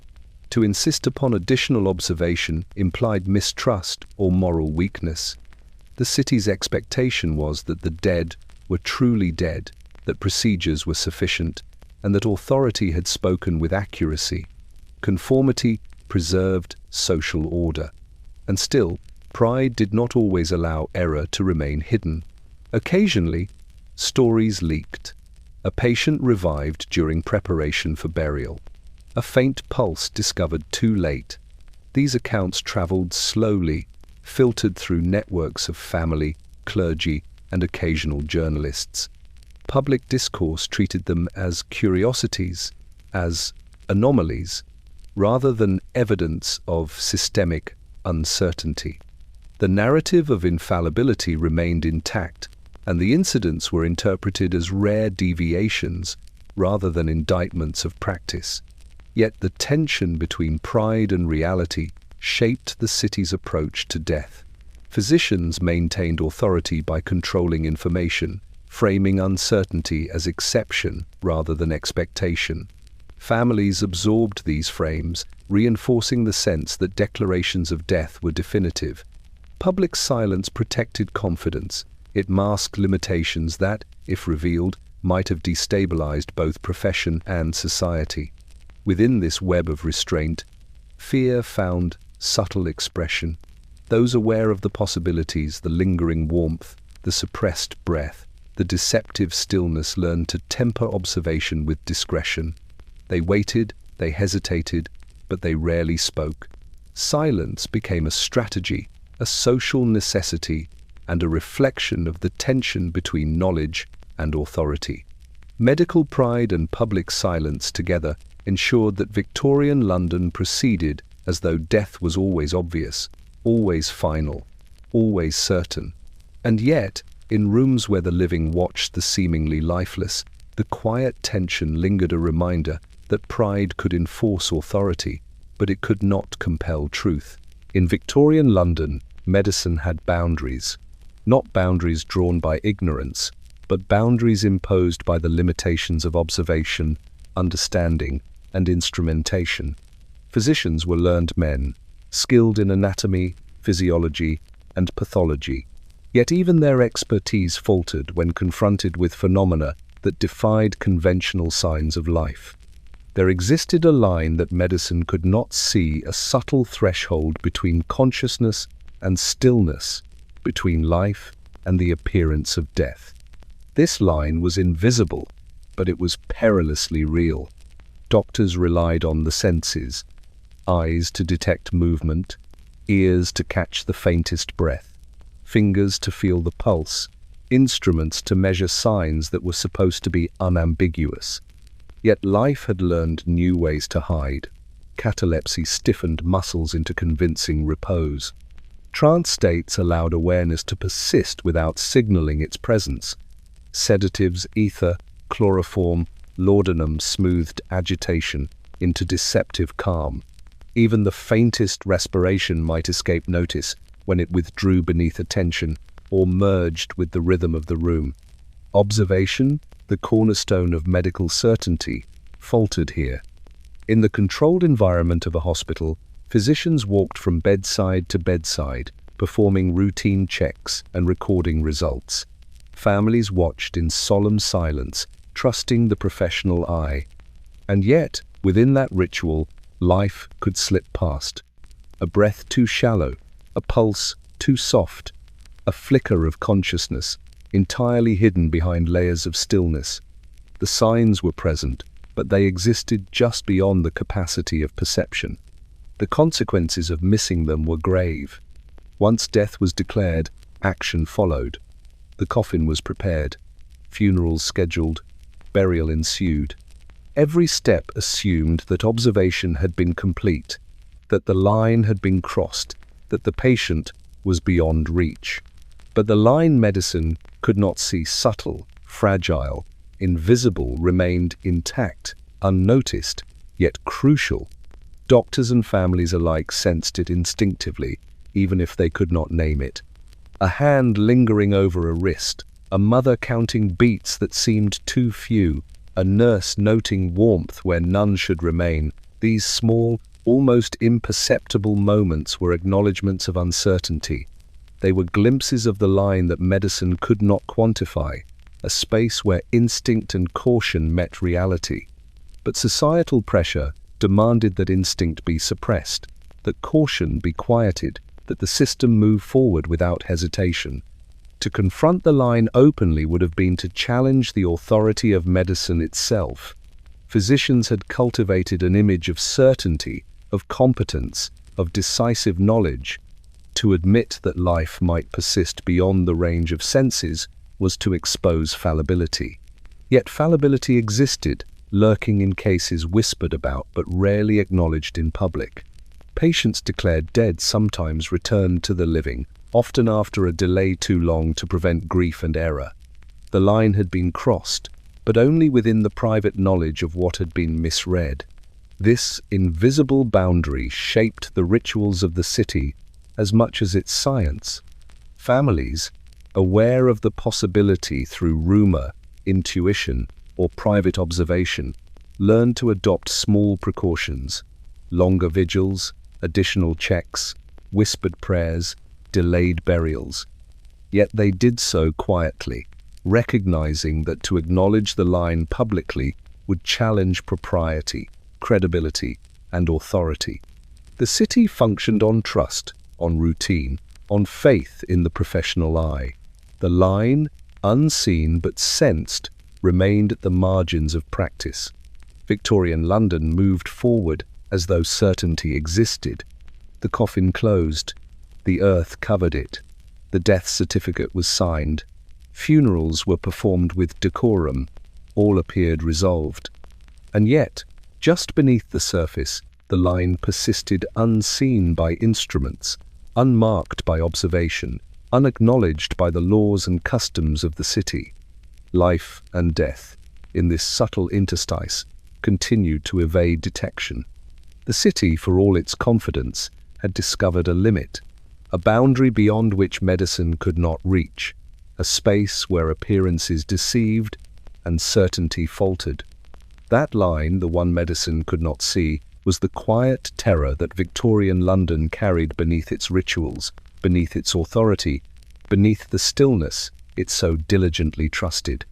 It was the place where fear whispered, unanswered, in every coffin that had closed too soon. If certainty could no longer be guaranteed by observation, then the city demanded precaution. In Victorian London, where fear of premature burial had seeped into collective consciousness, innovation followed uneasily in the shadow of dread. The safety coffin was born not from vanity or novelty, but from necessity, a response to the possibility that the living might be mistaken for the dead, trapped beneath layers of wood and earth. The design of these coffins was as varied as it was ingenious. Bells, tubes, levers, and air vents appeared in patents filed across the city. Some coffins were equipped with strings connected to bells above ground, intended to alert the living if movement occurred within. Others incorporated viewing panels or periscopic devices to allow a last glance to confirm what the senses might have missed. A few contained small tubes for air, providing sustenance for the faintest breath until discovery or rescue. Every mechanism acknowledged a single terrifying possibility, that the body enclosed might still harbor life. This acknowledgement was revolutionary, but it was also socially delicate. To employ a safety coffin was to admit that the traditional systems, physicians, observation, ritual might fail. Families commissioned them quietly, often under the guise of prudence or superstition. Undertakers, familiar with both fear and expense, accommodated requests with practiced neutrality. The instruments themselves were designed to be discreet. A bell might be disguised as a simple handle, a tube as a decorative inlay. The coffin remained respectable, even as it became a vessel of contingency. Patents and mechanical ingenuity flourished in response to public unease. Engineers and inventors proposed devices that would allow signals to pass through soil, levers that could lift the lid from within, compartments for sustenance and light. These creations were sometimes elaborate, sometimes absurd, yet they shared a common aim: to provide a final safeguard against error.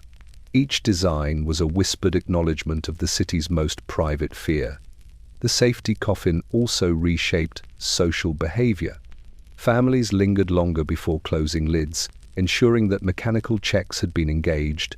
Vigilantes of protocol, sometimes priests, sometimes servants, monitored the instruments, confirming their readiness. The mere presence of a bell or tube conferred reassurance, even if it was never used. It allowed the living to accept burial with reduced anxiety, to reconcile grief with fear, and to proceed with societal expectation intact. Newspapers reported these innovations with a mix of fascination and amusement.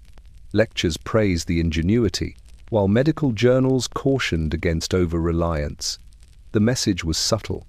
The risk was real, but manageable, so long as precaution tempered confidence. Public discourse transformed fear into spectacle, curiosity, and ultimately ritualized reassurance.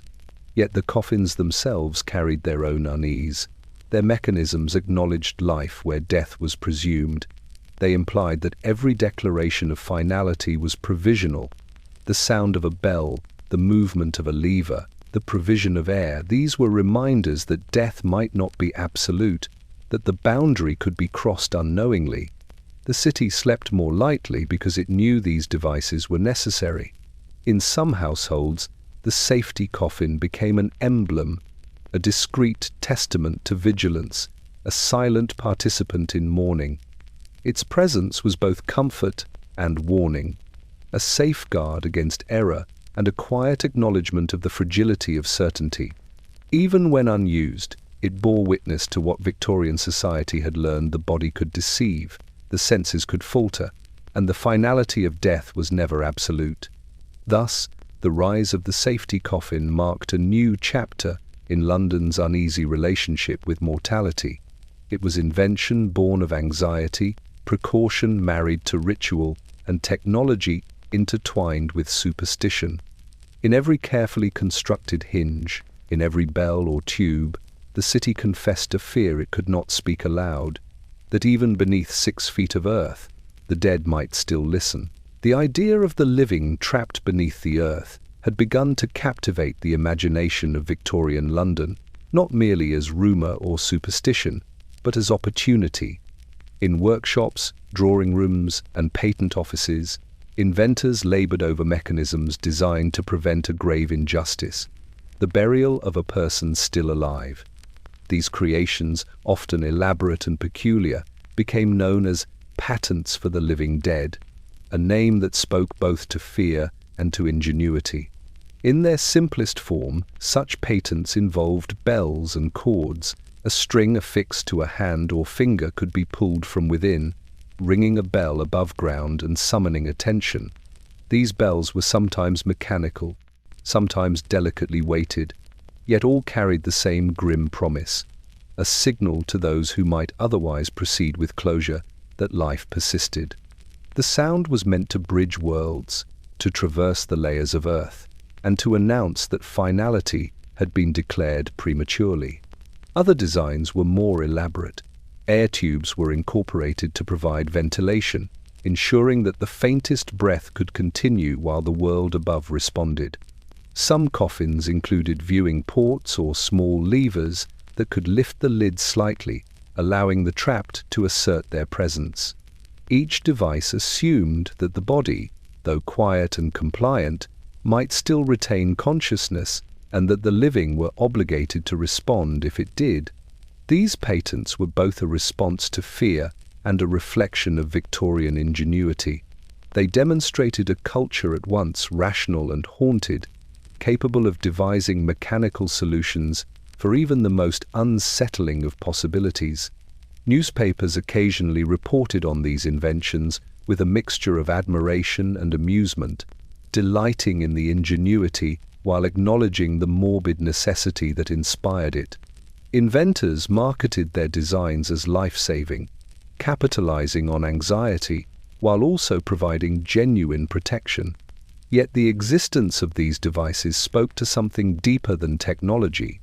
They were physical acknowledgments of the fallibility of observation, of the limitations of medicine, and of the fragility of human perception. Each bell, lever, and tube was a confession that death could be misread, that stillness could be deceptive, that life could linger unseen. The patents codified anxiety into tangible form, giving shape to a fear that had previously been abstract. Families who commissioned such coffins often did so quietly, aware of the social implications. To admit that one feared a loved one might be buried alive was to admit a weakness of faith, judgment, or composure. The devices themselves were discreet, hidden within otherwise respectable coffins.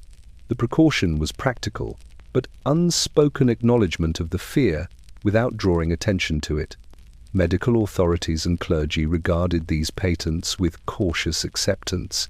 They did not challenge their legality or dismiss their necessity outright, yet they preferred that the devices remain a private matter. Public awareness of such mechanisms could undermine confidence in physicians' authority and ritual propriety. The existence of safety mechanisms implied that the systems of observation, diagnosis, and declaration were not infallible. Even when unused, the presence of a patent carried meaning. It reassured the living that precautions had been taken. It symbolized vigilance in the face of uncertainty. It transformed the coffin from passive receptacle to active safeguard, a sentinel against error.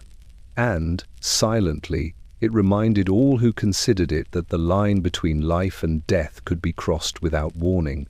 Victorian London, through these patents, confronted its own mortality with mechanical determination. The ingenuity of the city was enlisted not only to preserve life, but to negotiate the boundaries of belief, perception, and ritual.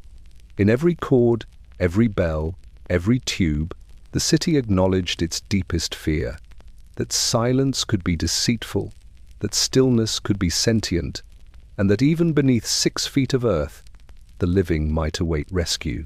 Beneath the fog and gaslight of Victorian London, in quiet graveyards bordered by wrought iron and clipped hedges, a new anxiety had taken root. Safety coffins, equipped with delicate mechanisms to alert the living, promised reassurance. Yet, even these inventions carried their own vulnerabilities. Among the most haunting were the bells intended to bridge the living and the buried, which often failed in silence, corroding slowly in the dark soil they were meant to traverse. The bell was a simple contrivance, yet it carried profound symbolism. Attached by string or wire to a lever within the coffin, it was designed to sound should the occupant stir, tapping against the awareness of those above. It was both warning and assurance, a mechanical whisper that life might persist beyond presumed death. Families who commissioned these devices did so with trembling hope, imagining the comfort it would bring, a final safeguard against error, a lifeline in wood and iron. And yet the earth had its own will. Moisture, shifting soil, temperature, and decay conspired to render these instruments unreliable. Bells corroded, levers warped, strings weakened. The sound meant to signal consciousness often went unheard, muffled beneath layers of soil. A coffin buried with care might trap life silently within. The bell rusted into silence before it could ever perform its function. What was meant to protect became, paradoxically, a reminder of vulnerability. The phenomenon disturbed those who heard the stories. Letters and reports circulated among patent offices, medical societies, and families. Coffins exhumed for relocation or inspection revealed bells corroded beyond use. In some cases, the bell had rung, but the sound had been muted by damp earth. In others, the lever had shifted, leaving the string slack, the warning unheeded.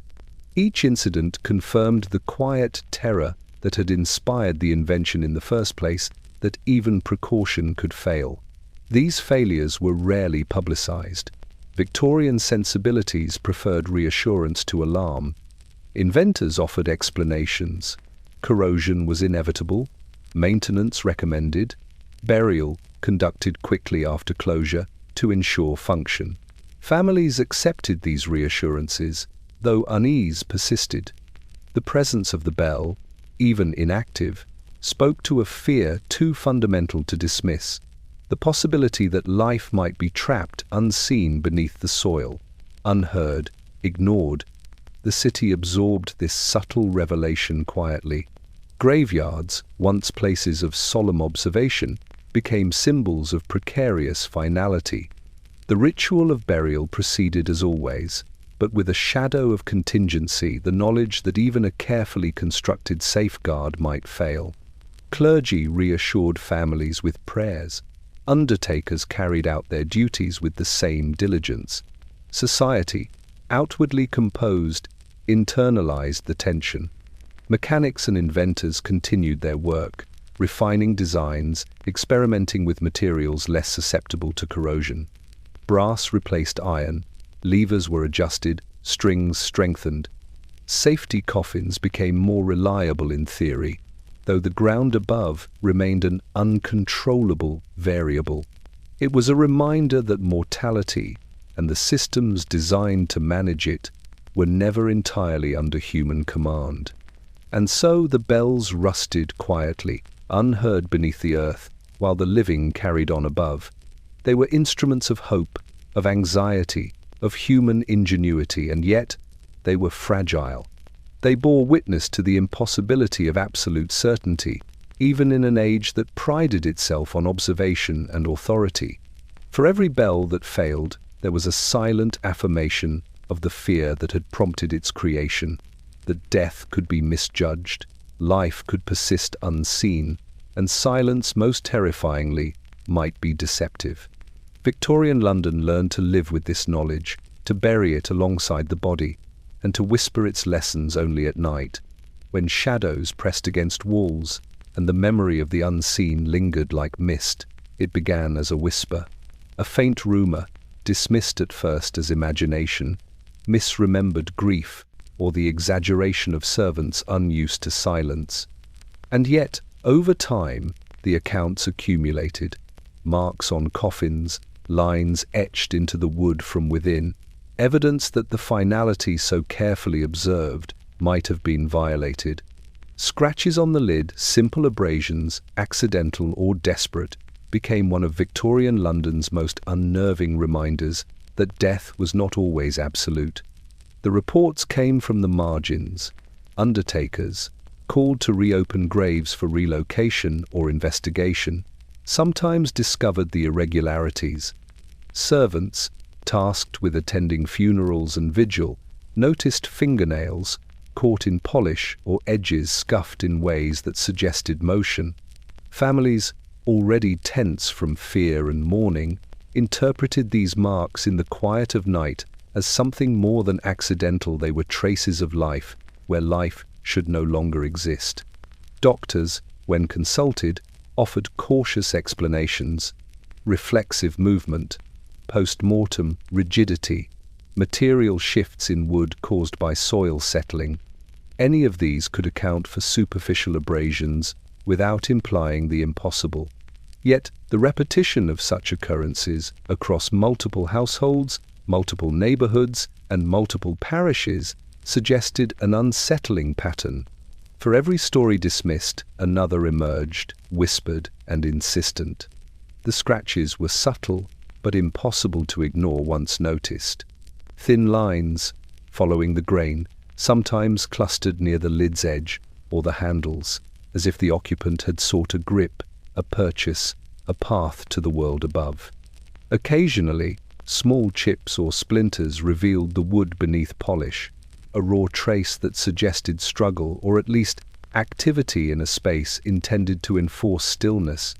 These incidents struck a delicate balance between fear and rationality. Families were torn between public composure and private horror. They did not wish to believe that their loved ones could have been trapped alive, nor did they wish to dismiss the evidence entirely. The scratches, so small, so easily overlooked, carried a weight disproportionate to their size. They were both physical and psychological markers, proof of possibility, confirmation of anxiety. The phenomenon did more than disturb families. It unsettled the city's reliance on procedure. Coffins were supposed to contain. burial was supposed to conclude.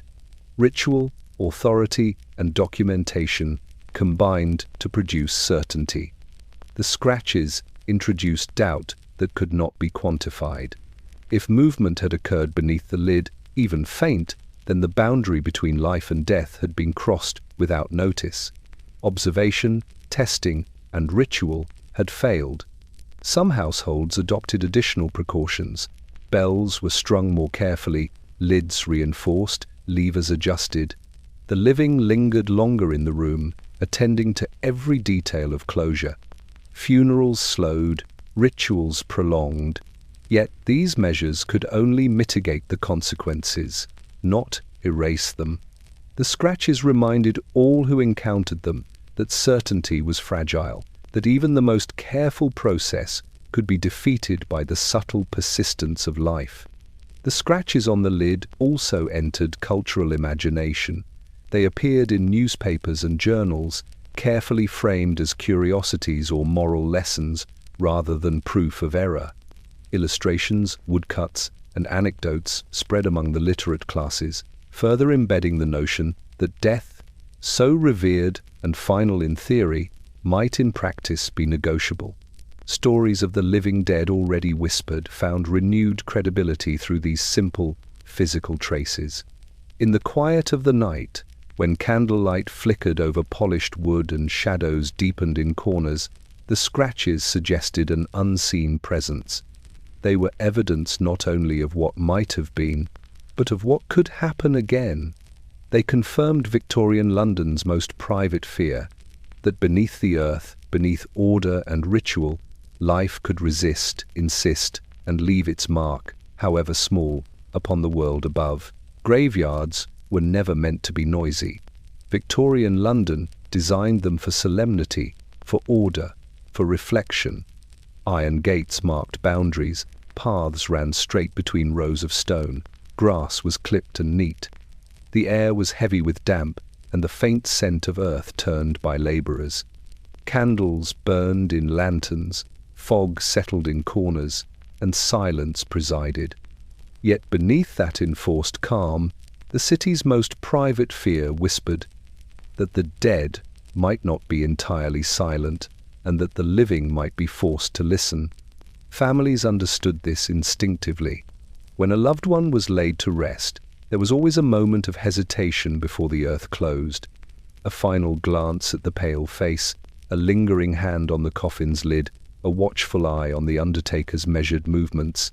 Even in the most composed households, hearts thumped with uncertainty. What if the body moved? What if breath returned? What if the silence that had been accepted too quickly was deceptive? These anxieties transformed the graveyard itself into a place of listening. Mourners did not merely observe, they attuned themselves to the faintest sounds, the slightest disturbances. A sigh of wind through trees became suspect, a rustle in the grass a possible signal. Even the creak of a coffin, settling in its pit, carried potential meaning. The environment, once intended as a stage for ritual, became a theatre for apprehension. Some families took formal precautions. Coffins were fitted with bells, levers, or tubes, innovations intended to warn the living should the dead reclaim motion. Candles were left burning longer than custom required. Servants stationed themselves near graves, instructed to remain attentive until earth covered the coffin completely. These measures were outwardly discreet, socially acceptable, and technically practical, yet they spoke to a pervasive fear that life could linger beneath the surface, unheard but not extinguished. The act of listening itself became ritualized. Clergy spoke softly, prayers drawn out, not only for the soul of the deceased, but as an invocation of reassurance for the living. Families repeated names, whispered blessings, and lingered near the freshly turned earth. Every rustle, every echo, every settling of soil was a test, a signal, a question. Did life persist? Was death complete? And if the body stirred, who would hear it first? This culture of vigilance extended beyond immediate families. Undertakers, familiar with these concerns, observed subtle movements, adjusted levers and lids, and occasionally delayed burial to ensure no error occurred. Neighbors walking past during morning hours noted the attentiveness, whispered about the precaution, and incorporated the notion into their own understanding of risk. Graveyards became collective stages for vigilance, where each visitor assumed, if only quietly, the possibility that the dead might still respond. Yet listening was also a private act. Many mourners did not speak of the sounds they imagined. Fear had to be controlled, lest it betray impropriety. Children were instructed to remain still, servants to observe discreetly, families to mask tremors of apprehension. The graveyard became a paradox, a space designed for finality, yet animated by anxiety, where silence was both imposed and questioned. Over time, the association of graveyards with vigilance and listening became embedded in the city's imagination. Stories circulated of bells ringing unheard, of coffins scratched from within, of bodies exhumed to reveal unexpected signs. Each account reinforced the practice of attentive observation, the quiet expectation that death might be provisional. In this way, graveyards were transformed. They were no longer only places of mourning. They were laboratories of apprehension, arenas of vigilance, spaces where the living listened for evidence that the dead might not yet be entirely gone. The ritual of burial persisted, but beneath it all, London had learned a subtle, persistent truth. In the quiet of earth and stone, one must always listen, for silence might conceal more than it revealed. In the corners of Victorian London, where illness and death were most frequent, a new type of institution began to appear, places designed not only for preparation, but for delay. Waiting mortuaries, as they came to be called, emerged quietly, almost invisibly, nestled behind brick walls and hidden gates. Their purpose was simple, yet profoundly unsettling: to hold the recently deceased, to allow time to confirm that finality had truly arrived before burial. The architecture of these spaces reflected their dual function. Rooms were ventilated but enclosed, illuminated by faint gaslight rather than the harsh glare of daytime. Tables and beds lined the walls, each prepared to receive a body with careful precision. Linen and waxed surfaces ensured hygiene and order. The air was redolent of antiseptic, faintly sweet, and tinged with the persistent damp of London's climate. Every element was designed to enforce stillness, while allowing observation a liminal space between life and the grave. Within these mortuaries, the rules of time were rewritten. Bodies could be held for hours or days, not merely as a convenience, but as a precaution. Physicians visited with regularity, checking pulses, listening for breath, observing reflexes.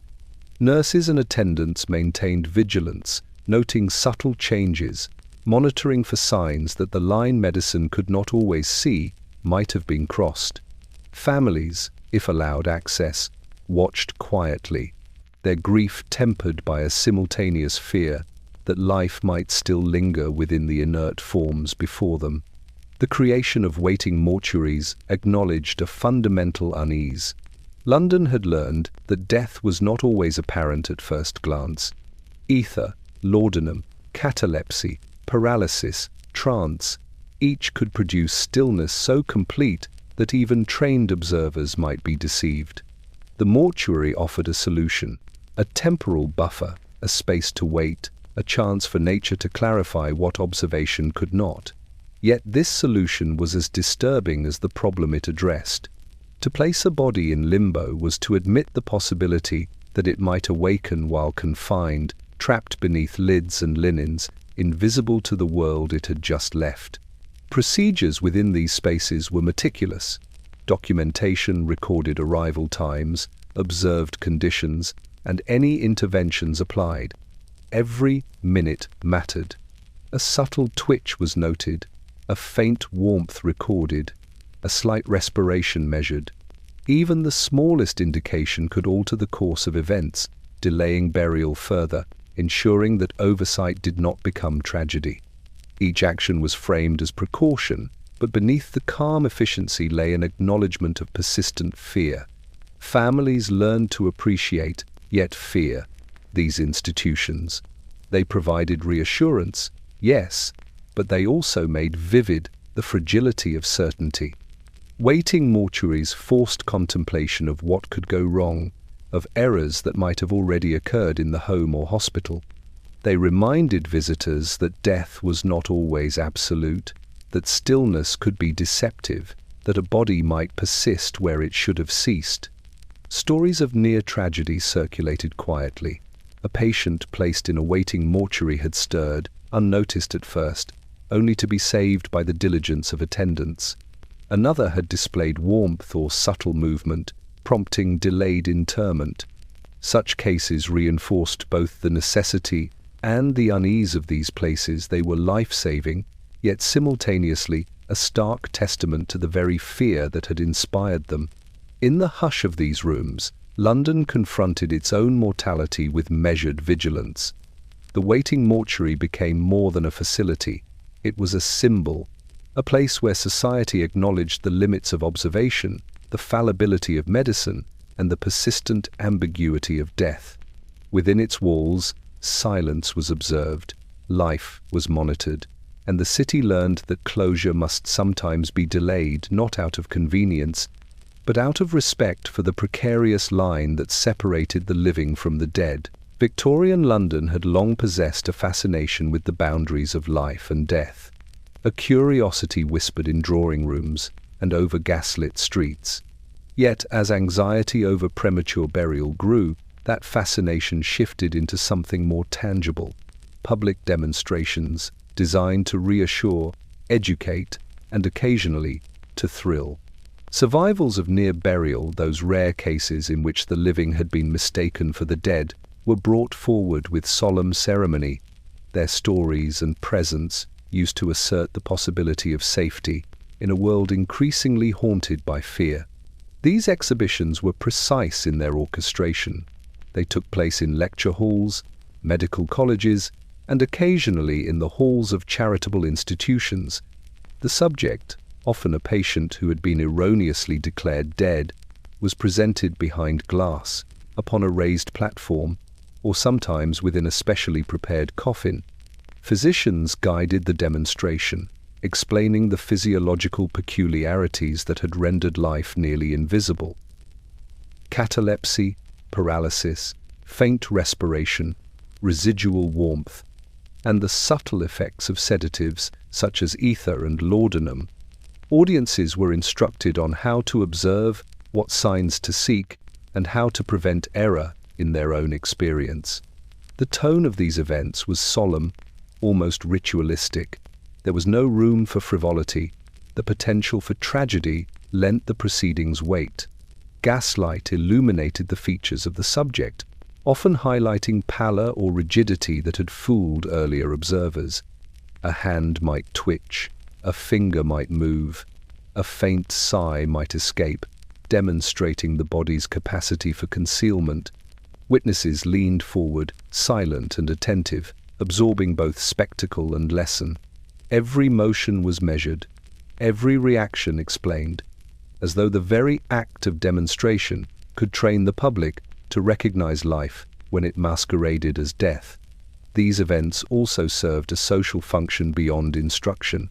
They validated the anxieties of families who feared sending loved ones prematurely to the grave. They provided reassurance that vigilance, diligence, and mechanical safeguards, bells, levers, and waiting mortuaries were justified, necessary, and effective. Attendance at such demonstrations became a mark of prudence and refinement. To observe and understand was to assert control over uncertainty, to participate in a culture that acknowledged danger without succumbing to hysteria. Yet beneath the public reassurance lay an undercurrent of unease. Even as audiences were instructed, as medical explanations were offered, the essential fear remained palpable, that stillness could be deceptive, that life could linger unnoticed, and that mistakes could occur despite every precaution. The demonstrations did not erase doubt, they formalized it. codifying the city's anxiety into observable, repeatable phenomena. They created a controlled environment in which fear could be witnessed safely, but they also reinforced the very notion that death could be misread. Inventors and patentees of safety devices were quick to capitalize on these events. Bells, tubes, levers, and modified coffins were displayed alongside the survivors, presented as tangible solutions to a problem made visible. Attendees could see the instruments in action, could test them under supervision, and could purchase reassurance for their own households. Commerce and fear became intertwined, each lending legitimacy to the other. For the Victorians, these public demonstrations were both education and entertainment, caution and spectacle. They were a testament to the ingenuity, meticulousness, and anxiety of a society obsessed with the boundary between life and death. Through these carefully arranged events, London confronted the unsettling truth that the line medicine drew so confidently could be crossed unseen, and that vigilance, observation, and innovation were the city's only defenses against the silent, hidden persistence of life. In these halls, the living were made to understand that death was not always final, that survival could be uncertain, and that even in the quietest moments, the body might still bear witness to its own resilience, its whispers, scratches, and subtle motions echoing beneath the polished veneer of certainty. Victorian London had learned to fear what it could not see. The stories of near burials, of bodies mistaken for dead, had seeped from whispered rumor into the collective consciousness, prompting not only anxiety but action. In response, proposals for burial reforms began to circulate, recommendations for extended observation, mechanical safeguards, and procedural revisions designed to prevent tragedy. Yet, as with many changes in a city bound by tradition and propriety, resistance was inevitable. Reforms often took subtle forms. Physicians suggested that bodies be held longer before interment, that attendants monitor respiration and pulse with greater vigilance, that safety mechanisms be employed whenever feasible. Some hospitals experimented with delayed burials, creating spaces to observe the deceased for hours or days. Medical journals published case studies detailing mistakes narrowly avoided and innovations meant to prevent recurrence. Each recommendation was couched in the language of prudence, science, and morality. The public, however, received these suggestions with mixed feelings. Families accustomed to tradition were uneasy with prolonged observation. Delay implied doubt, and doubt implied failure. To question the physician's judgment, to linger over the dead, was socially awkward, even shameful. Clergy emphasized that proper rites required timeliness, that ritual could not be postponed indefinitely, lest respectability be compromised. In homes and neighborhoods, gossip circulated quietly.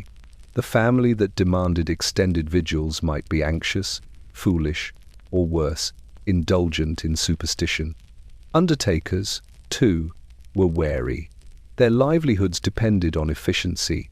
Extended holding periods required additional space, additional labor, and careful oversight.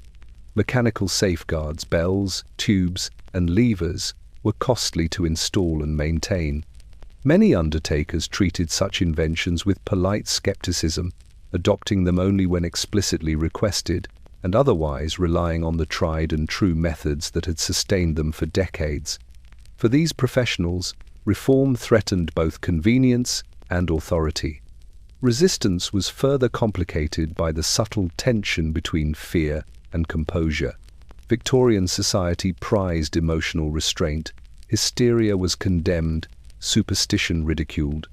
Reform implied that existing procedures might be insufficient, that certainty was fallible. Accepting such a possibility publicly risked undermining the credibility of physicians, undertakers, and clergy alike. To resist reform was to maintain confidence, to preserve social stability, even at the cost of lingering danger. Yet the pressure for change persisted. Families who had heard stories, who had witnessed strange occurrences, demanded safeguards. Journals chronicled near tragedies and published letters pleading for precaution. Inventors continued to patent new devices. Institutions experimented with waiting mortuaries.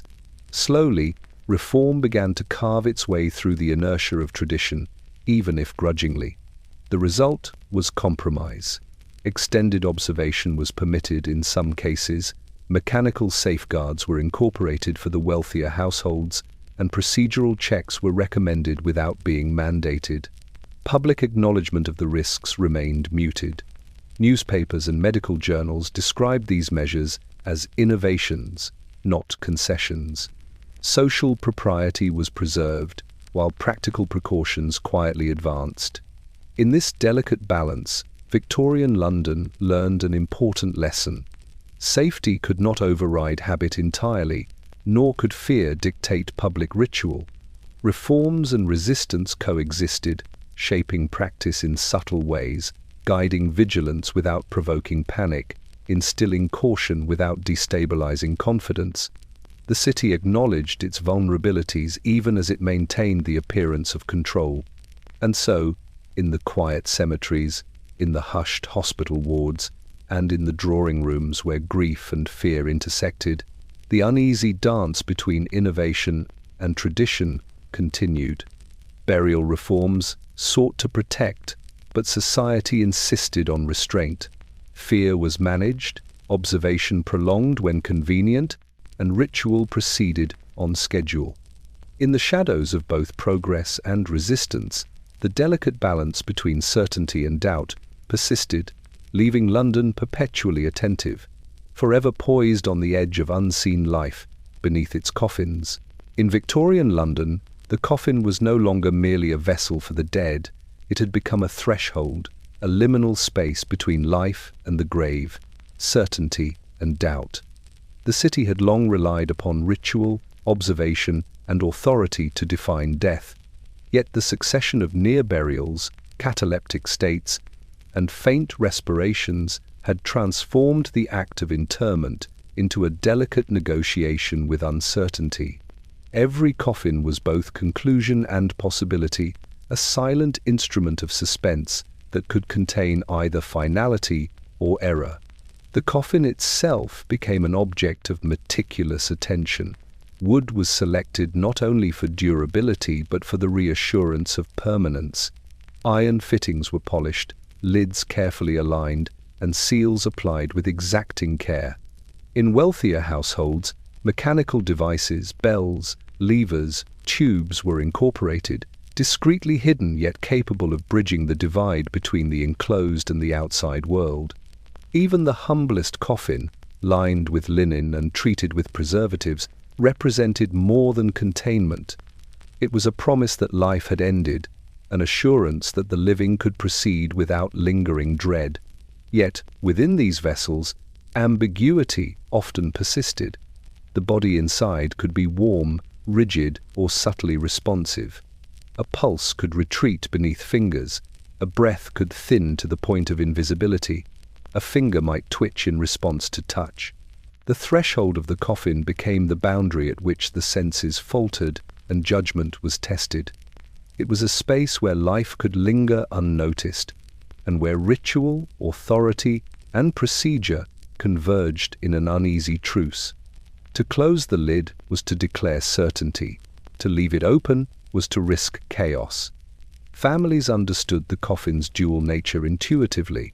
During funerals, attention lingered at the edge of the box. A hand rested briefly on polished wood. A gaze swept over the features one last time. The presence of mechanical safeguards, when installed, was noted discreetly, a reassurance unspoken, a concession to fear. Attendants and clergy, well versed in protocol, moved with precision, performing rites that both honored the deceased and reinforced the appearance of closure.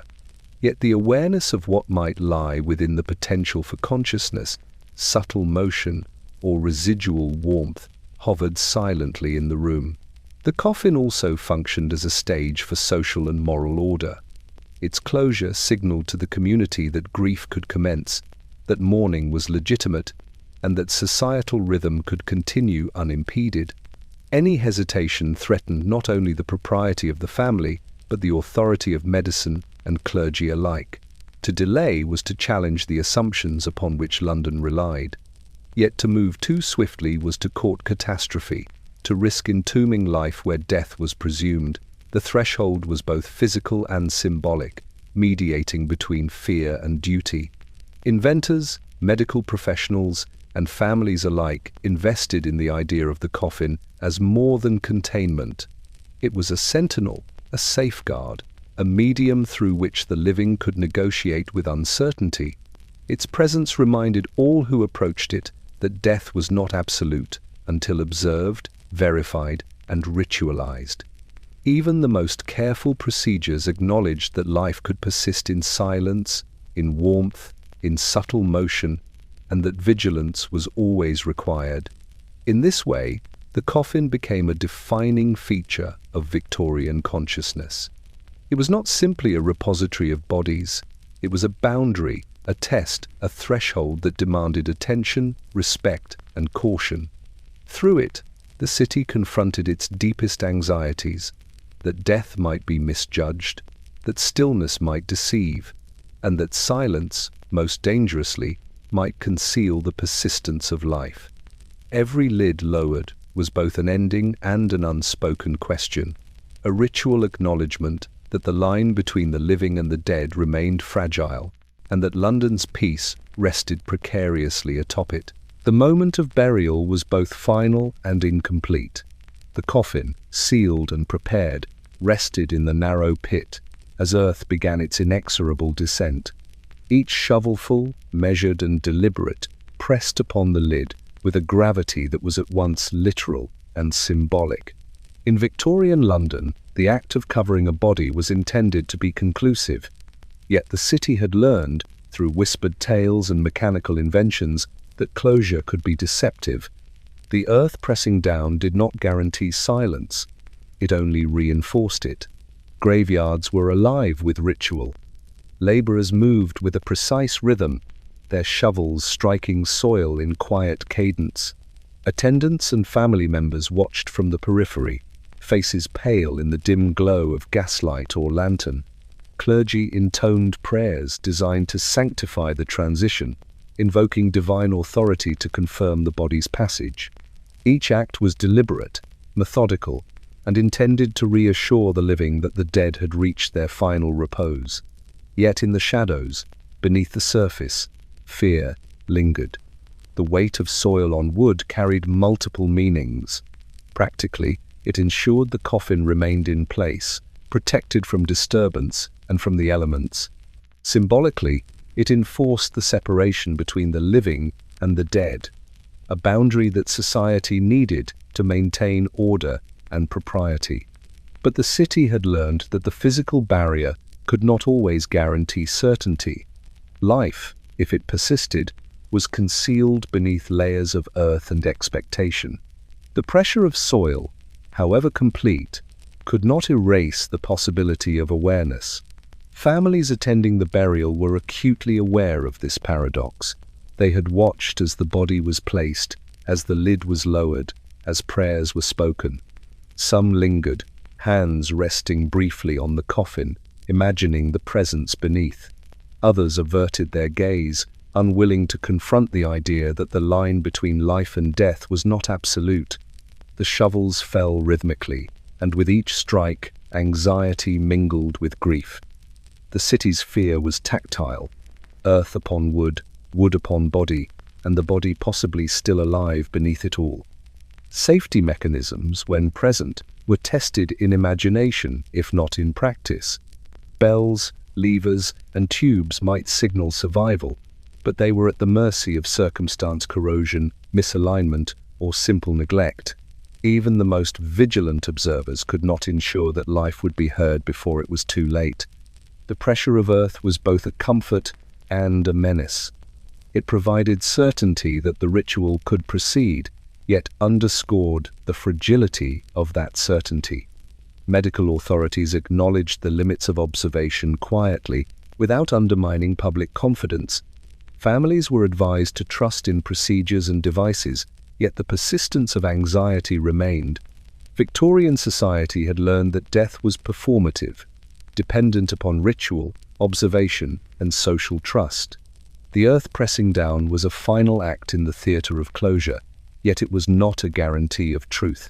The line between living and dead, already narrow, was reinforced physically but remained conceptually fragile. Even after the last shovelful fell, the sense of vigilance did not entirely vanish. Stories of the living discovered beneath the soil circulated, whispered and retold, reinforcing the notion that the coffin and the earth together were imperfect arbiters. London's graveyards became spaces of tension where ritual and fear intersected. The earth pressed down with weight and authority, yet beneath it lingered the quiet question: had finality truly been achieved? Or did life persist unseen, unheard, and unacknowledged? In this way, the act of burial, so central to Victorian understanding of death, became inseparable from doubt. The soil, heavy and relentless, enforced the social narrative, but it could not dispel the awareness that silence was no longer proof, and stillness no longer assurance.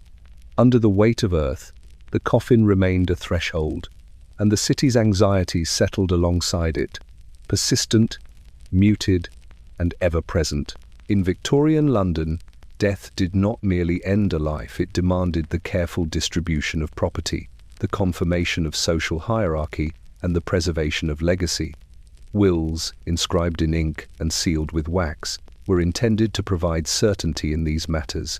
Yet the same fears that haunted the city's graveyards and mortuaries seeped into the very language of inheritance. Wills, once documents of legal authority, became instruments shaped by doubt, deliberately designed to account for the possibility that the deceased might not yet be truly gone. Families commissioned elaborate instructions, clauses detailed contingencies, sometimes with the same meticulous care applied to coffins and burial rituals.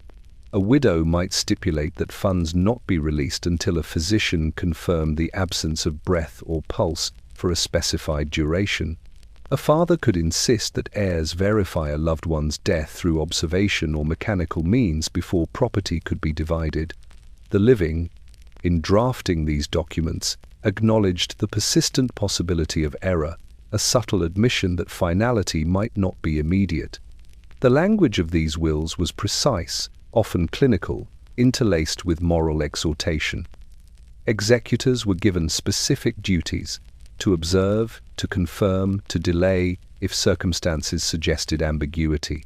Physicians were frequently named as arbiters, entrusted to reconcile law with physiology, ritual with certainty. The legal document became a bridge between public authority and private fear, codifying procedures that extended beyond the immediate concerns of inheritance into the realm of life itself.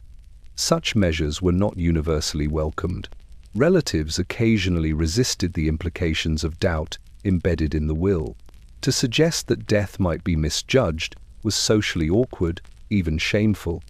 Executors could feel constrained by moral obligation, torn between faith in authority and the caution demanded by extraordinary instructions. Lawyers, too, navigated delicately, balancing legal precedent with the practical realities of Victorian mortality, aware that any misstep could render the document contested or ignoble. At the same time, these provisions offered reassurance. Families feared not only the loss of life, but the loss of order and propriety. The clauses that mandated verification, delays, or safeguards acted as social stabilizers, permitting mourning to proceed without panic and ensuring that disputes over property did not exacerbate grief. They allowed the living to assert some measure of control over an uncertain boundary, to manage anxiety through meticulous instruction. Yet these wills also amplified the very fear they sought to mitigate. The repeated insistence on confirmation, the inclusion of mechanical checks or procedural delays, reminded heirs and executors alike that death was not always apparent. Each clause was a testament to the fragility of perception, the unreliability of observation, and the city's collective awareness that life might persist beyond appearances. Stories circulated of wills read with care, of property withheld while physicians confirmed finality, of disputes arising over ambiguous signs of death. In some cases, the instructions saved lives. Additional observation revealed faint movement or warmth, preventing premature interment. In others, the measures were ceremonial, their precautionary value more psychological than practical. Either way, the documents reinforced the persistent intersection of law, ritual, and anxiety in Victorian society. In this way, wills became more than legal instruments. They were extensions of the city's vigilance, codifying the measures that society had learned to take against error, embedding doubt into authority, and providing structured means to navigate the uncertainty that haunted every coffin, every grave, and every shadowed moment between life and presumed death. Victorian London entrusted not only property, but reassurance itself to these written instructions, acknowledging quietly that certainty could never be absolute. Grief in Victorian London was expected to be orderly, measured, and outwardly restrained. Yet beneath this surface, many families found themselves unable to release their hold on the departed. The fear of premature burial, of life mistaken for death, intertwined with sorrow to create a quiet obsession. It was not merely the loss of a loved one that demanded attention, but the lingering suspicion that the body in the coffin, or lying in the mortuary, might still harbor consciousness. Families who could not let go learned to linger, to watch, to intervene, and to ritualize precaution as a form of devotion. Homes transformed into stages of vigil. Candles burned longer than custom dictated, illuminating faces etched with concern. Windows were left slightly open to admit air, as though oxygen itself might coax the hidden life to reveal itself. Chairs were placed beside beds or coffins, ensuring that someone remained present, eyes attuned to the slightest movement. Even in the quietest houses, families listened for a breath, a twitch, the faintest sign of resistance. Every subtle change became significant, every stillness suspect. The practices of these vigilant households were influenced by the stories circulating throughout the city. Newspapers reported cases of coffins scratched from within, of bells that had rung but gone unheard, of bodies found warm after hours that should have rendered them cold. Such reports, often anecdotal and sensationalized, provided both reassurance and dread. Reassurance that precautions were necessary, and dread that the precautions might be insufficient. Families internalized these tales, integrating them into their mourning rituals and adjusting behavior to align with the possibility of error. Medical consultations, when sought, were careful and deliberate. Physicians were called not only to declare death, but to verify the signs, to monitor for warmth, pulse, and respiration over extended periods. Families requested repeated observation, sometimes against professional advice, and sometimes in secret, creating their own parallel vigilance. The doctor's authority remained respected, yet the family's anxiety demanded additional verification, often framed as carefulness rather than fear. Funerals themselves became performances of vigilance. Loved ones approached the coffin repeatedly before burial, checking alignment, verifying seals, observing posture, and noting the presence of any safety devices installed. Clergy accommodated these practices with subdued understanding, incorporating them into ritual without drawing attention to the underlying unease. Every gesture, every repeated glance, carried dual meaning: devotion to the deceased and attention to the precariousness of certainty. Servants, too, participated in these extended acts of care. They were instructed to remain nearby during vigils, to observe motion or sound, and to report any irregularity discreetly.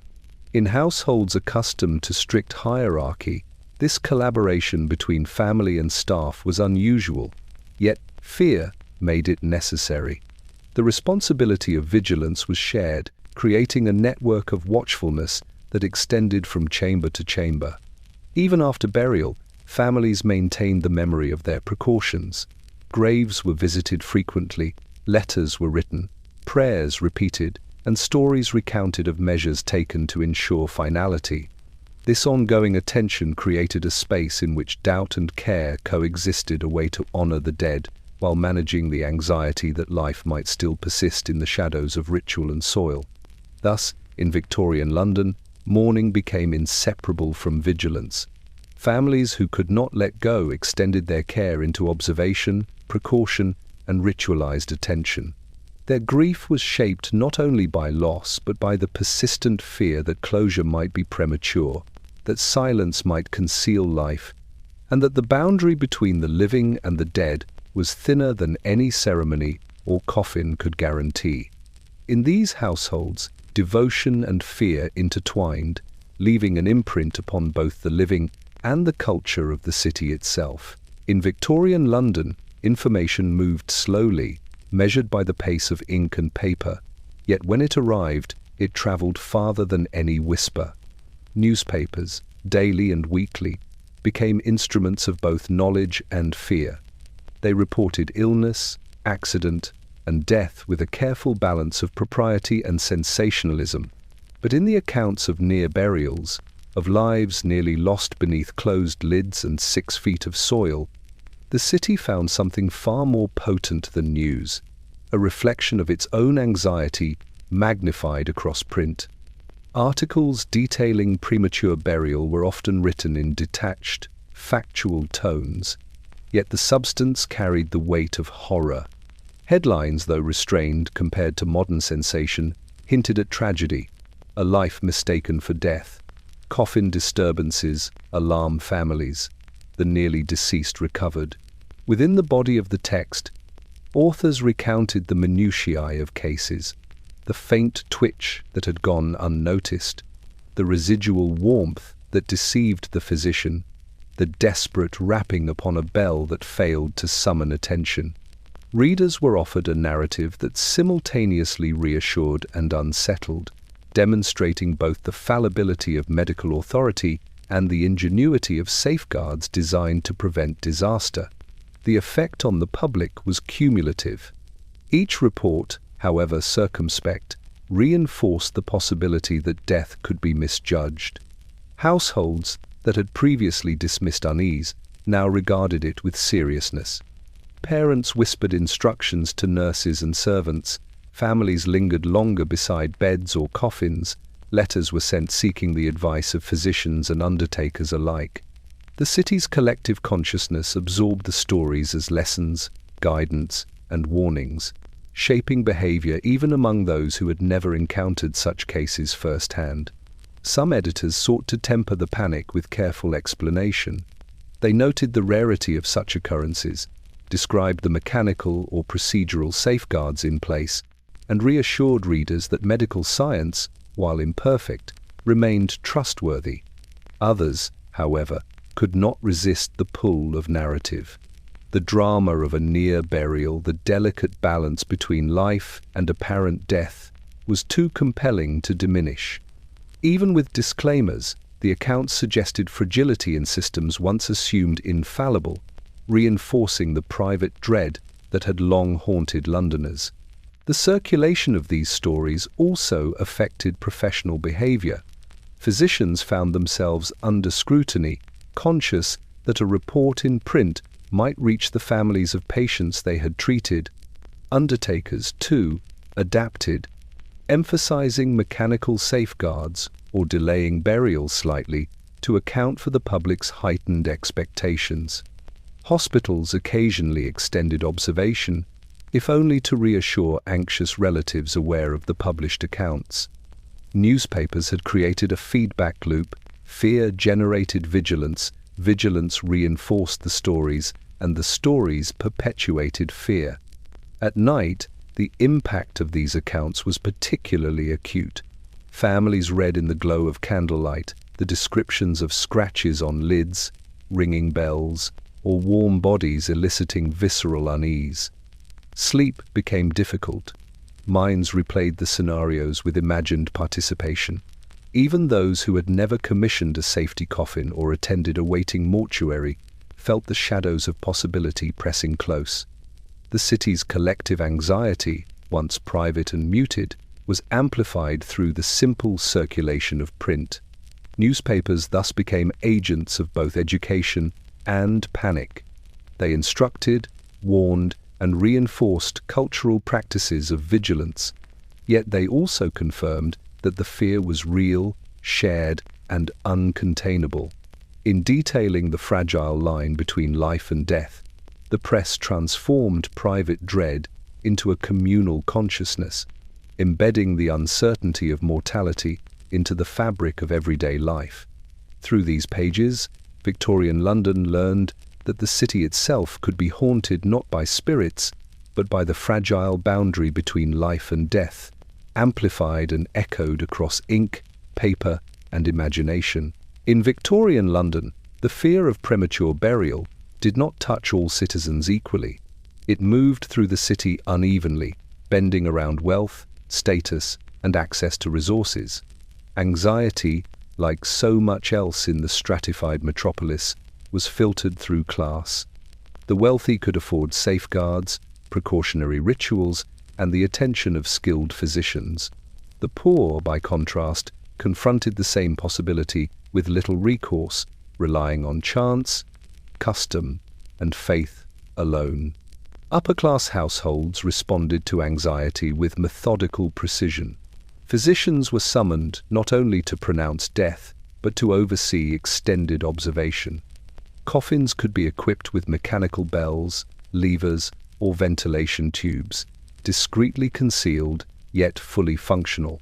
Waiting mortuaries or private chambers allowed families to delay interment until certainty could be established. Every precaution was framed in the language of propriety and care, attentive, discreet, and socially acceptable. To ignore such measures would have suggested negligence, a moral failing as much as a practical one. The rituals were exacting. Families lingered, observing minute signs of warmth, breath, or subtle movement. Clergy coordinated prayers to mark the transition, often extending vigil to account for potential error. Servants were instructed to monitor, report, and sometimes adjust instruments. In these households, fear was transformed into ritualized vigilance, a socially sanctioned rehearsal against the possibility of being wrong. The coffin became a threshold to be managed, the body a participant in a carefully orchestrated ceremony of observation and care. For the poor, however, the landscape of risk was far less forgiving. Resources to commission safety coffins or maintain extended observation were scarce. Physicians visited only if summoned or affordable, and even then, their time was limited. Funerals were conducted swiftly, interment expedited to minimize cost and inconvenience. In many neighborhoods, bodies were buried in communal plots, often in shallow graves, with little opportunity for repeated verification. The line between life and death, already precarious, was navigated with minimal oversight. This disparity created both psychological and material consequences. The wealthy, though able to employ precautions, carried heightened anxiety precisely because they could act upon it. Every precaution introduced a new opportunity for doubt. Did the bell work? Was observation sufficient? Was the physician attentive? Even with safeguards, fear persisted. The poor, on the other hand, experienced a raw, unmediated dread. The possibility that a loved one could be buried alive was real, immediate, and beyond control, leaving families to rely on faith, ritual, or simple resignation. Newspapers and pamphlets amplified these differences. Stories of mechanical coffins, extended vigils, and near survivals circulated widely, inspiring awe and imitation among the upper classes while underscoring the helplessness of those without means. Reports of exhumed bodies and miraculous awakenings became fodder for speculation, caution, and aspiration, reinforcing social hierarchies, even in the context of mortality. The intersection of class and burial anxiety shaped the city's culture profoundly. Safety, vigilance, and ritual became commodities, accessible only to those with resources, while fear, in its rawest form, was a burden borne by those less fortunate. Yet the anxiety itself, its logic, its persistence, permeated the social spectrum, influencing behavior, shaping customs, and embedding the dread of premature burial into the very consciousness of Victorian London. In this way, the city's stratification extended even into death. The rituals, devices, and precautions of the wealthy offered both reassurance and anxiety, while the poor faced the starkest consequences of error, their vigilance limited by necessity rather than choice. Class determined not only what measures could be taken, but how deeply fear could take root, leaving Victorian London to navigate mortality with both ingenuity and inequality intertwined. In Victorian London, where anxiety over premature burial had taken root, the boundaries between life, death, and the unseen began to blur. Spiritualism emerged not merely as a pastime or a fashionable belief, but as a response to fear, a way for the living to negotiate the possibility that the deceased might still linger, trapped beneath lids, beneath earth, beneath the certainty of ceremony. Mediums, seances, and messages from beyond the veil offered comfort, insight, and the tantalizing notion of second chances. Families who had endured prolonged illness, mysterious collapses, or the lingering warmth of recently deceased loved ones often turned to spiritualist practices in quiet desperation. They sought affirmation that the body in the coffin was truly lifeless, or at least that the soul was at peace. In dimly lit parlors, medium and family sat together, candles flickering, hands clasped, as messages were received through trance, rapping, or written communication. Every sound, every tap was interpreted as a signal, a bridge between the living and the possibly lingering. The practice carried a dual function. On one level, it provided psychological solace. Families could imagine that their vigilance, the careful observations, the precautions, the extended vigils had been acknowledged and validated. If the deceased responded, even symbolically, it affirmed that care had not been wasted, that attention had mattered. Spiritualism reinforced the notion that life might persist beyond the bounds of observation, yet that intervention by the living could still influence outcome. On another level, these practices reflected societal unease with institutional authority. Physicians could pronounce death, doctors could certify, undertakers could inter. Yet the invisible line, the one that separated finality from error, remained unobservable. Spiritualism offered a counterbalance, a space where the ineffable could be considered and acknowledged. Through seances and communications, families exercised a form of agency, engaging in a ritual that acknowledged the uncertainty modern science could not eliminate. The interplay between ritual and innovation was striking. Safety coffins, waiting mortuaries, and meticulous observation had codified vigilance into physical and procedural forms. Spiritualism codified vigilance into the metaphysical. Both responded to the same underlying fear, that death, as socially recognized, might not coincide with the cessation of consciousness. The difference lay in method. One appealed to mechanical ingenuity and observation, the other appealed to intuition, faith, and the unseen. These practices, though often private, began to intersect with public consciousness. Newspapers occasionally reported on famous seances or accounts of communication from the deceased. Even when presented with cautionary skepticism, the reports amplified awareness of the precariousness of death and the potential for life to persist undetected. The wealthy could commission elaborate sessions with reputable mediums. Those of more modest means could observe local practices, or participate in group gatherings, seeking reassurance or instruction. Spiritualism also reinforced moral expectations. Communication with the deceased was framed as reverent and deliberate, a demonstration of care and attentiveness. Any indication of unrest or mischief was interpreted as a lesson in propriety. The living must act with diligence, respect, and caution.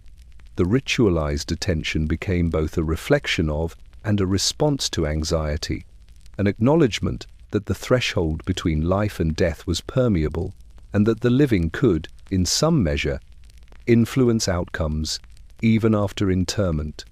In this way, spiritualism offered Victorian London a peculiar form of second chance, not merely for the dead, but for the living, a means to confirm, to observe, and to reassure when observation in the physical realm had proven imperfect.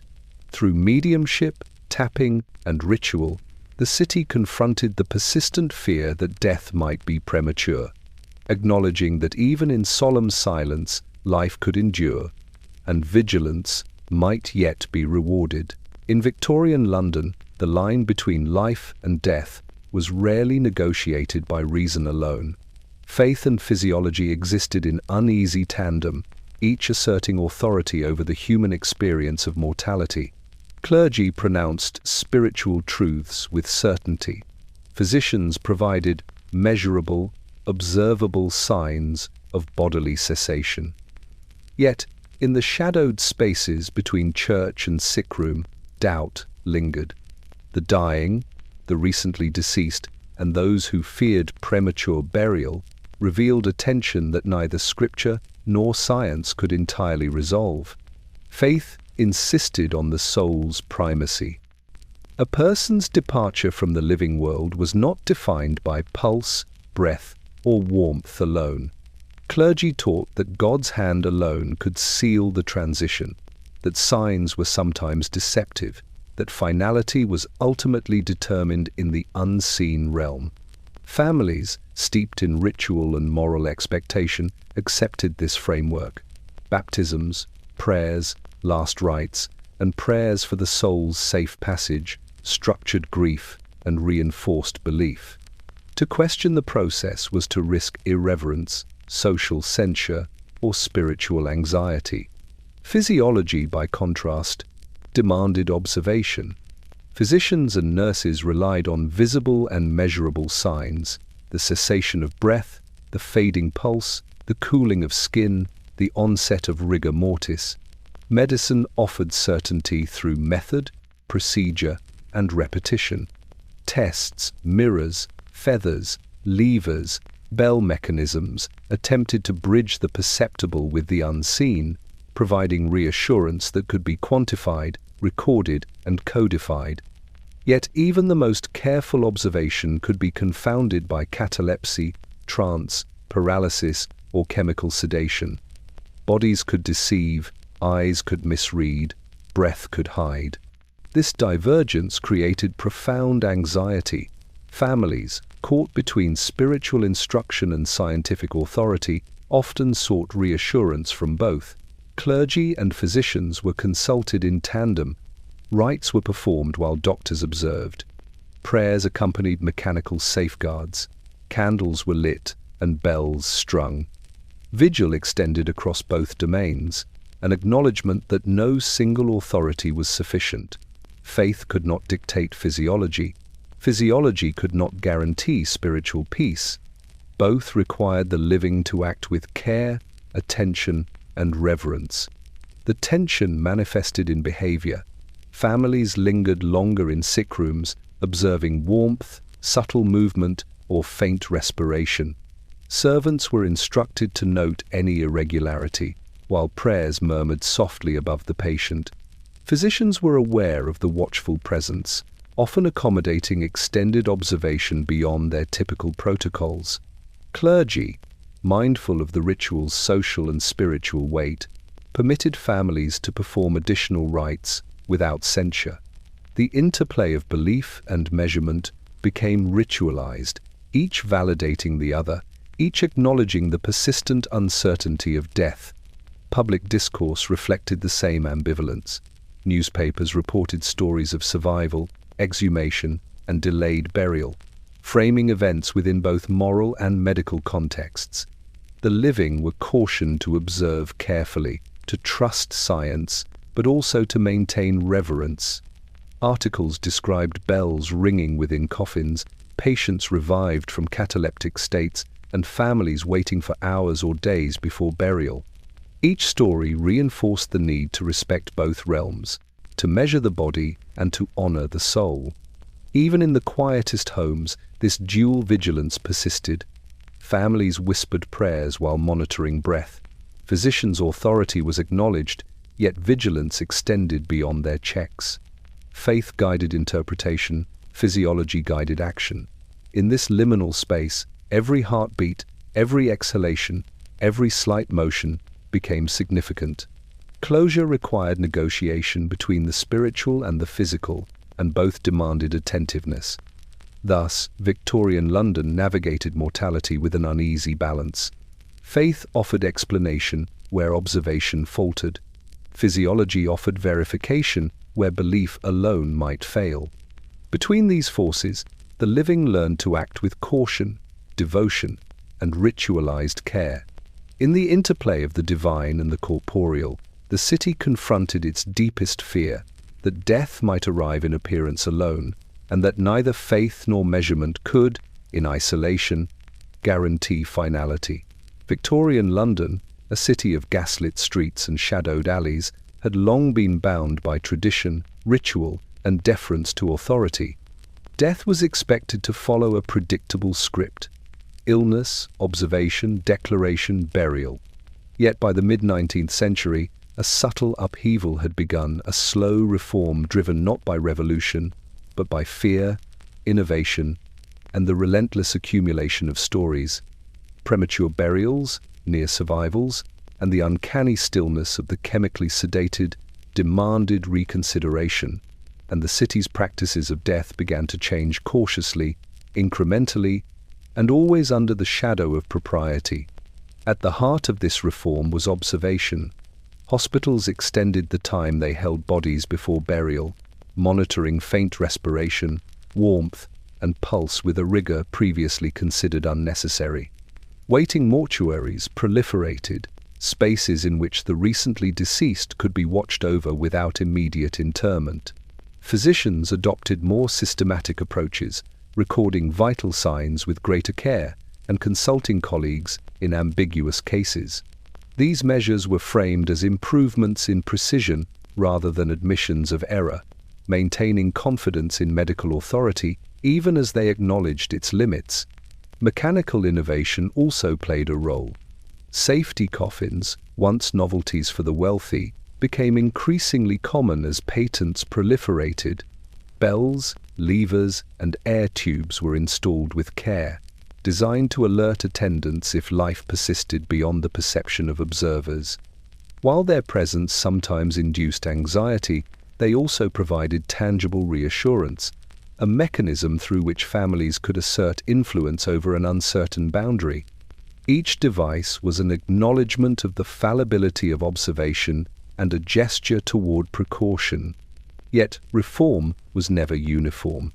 Upper-class households, with resources and access to skilled physicians, could implement these measures comprehensively. They employed waiting periods, mechanical safeguards, and extended vigils.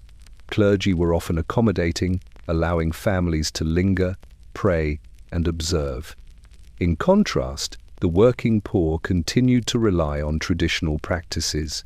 Burials were swift, oversight minimal, and the margin for error substantial. The reform of death thus reflected the city's social stratification. Progress was available, but uneven, contingent upon wealth, influence, and proximity to professional care. Public discourse mirrored this cautious advance. Newspapers reported exhumations, near rescues, and successful interventions, framing them as curiosities or lessons in prudence. Medical journals discussed delayed burial and the benefits of safety coffins, though always in temperate, measured language.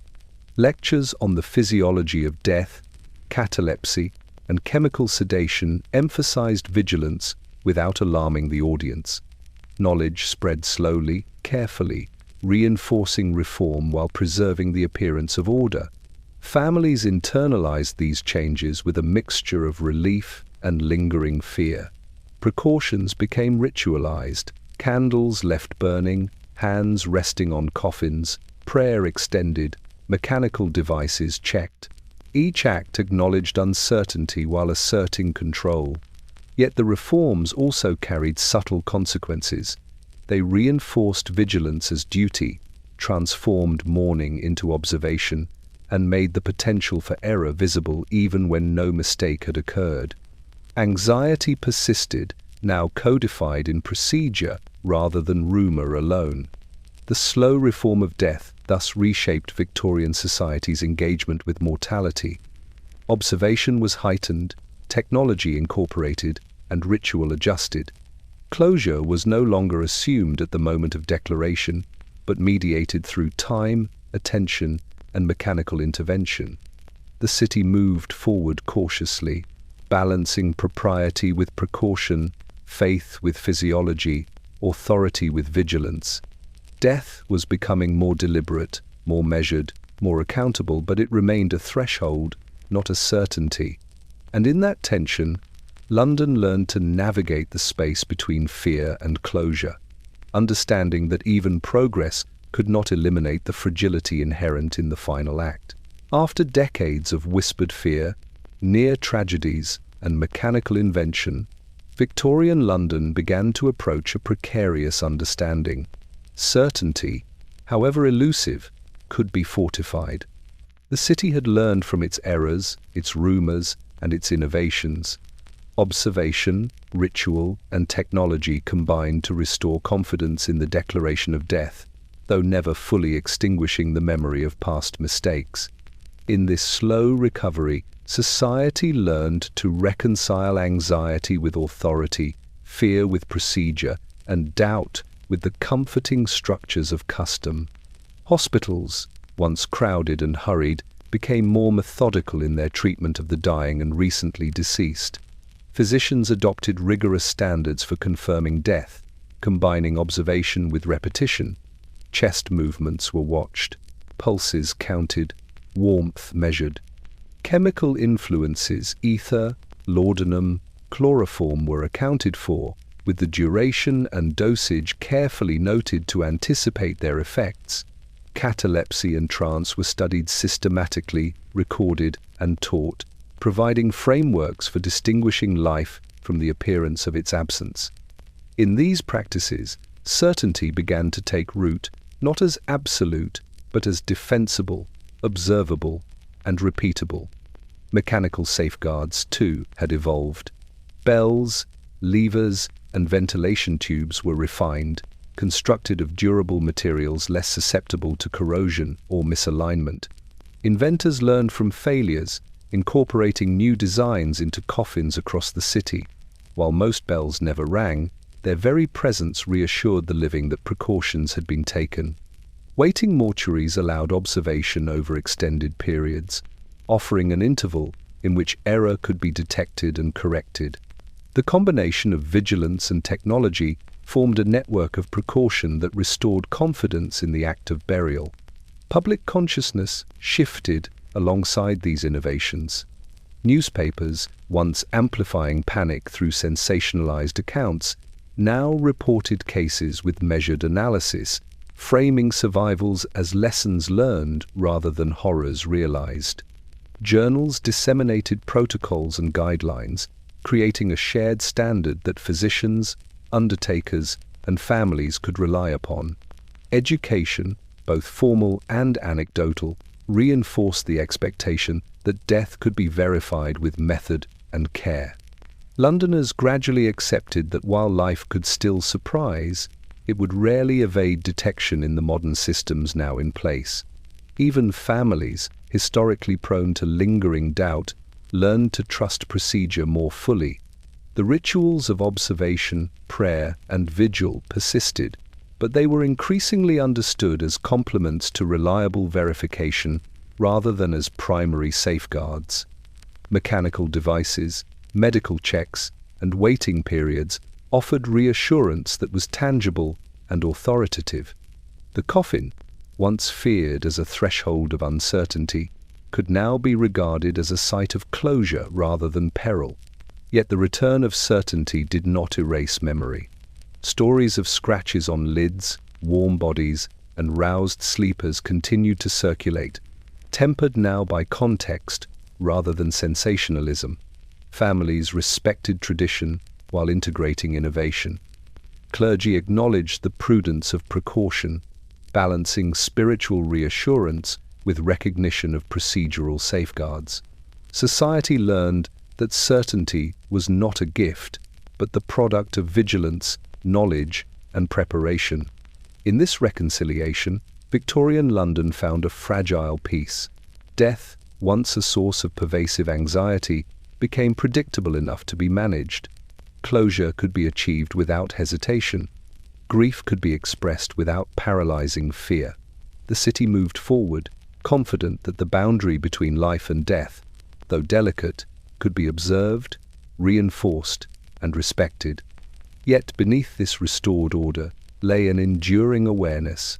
Life could always surprise, and certainty, no matter how meticulously constructed, was never absolute. The city had learned to live with its fears, to anticipate them, and to guard against them, but it had also learned humility, recognizing that even the most careful observation could not fully command the mysteries of mortality.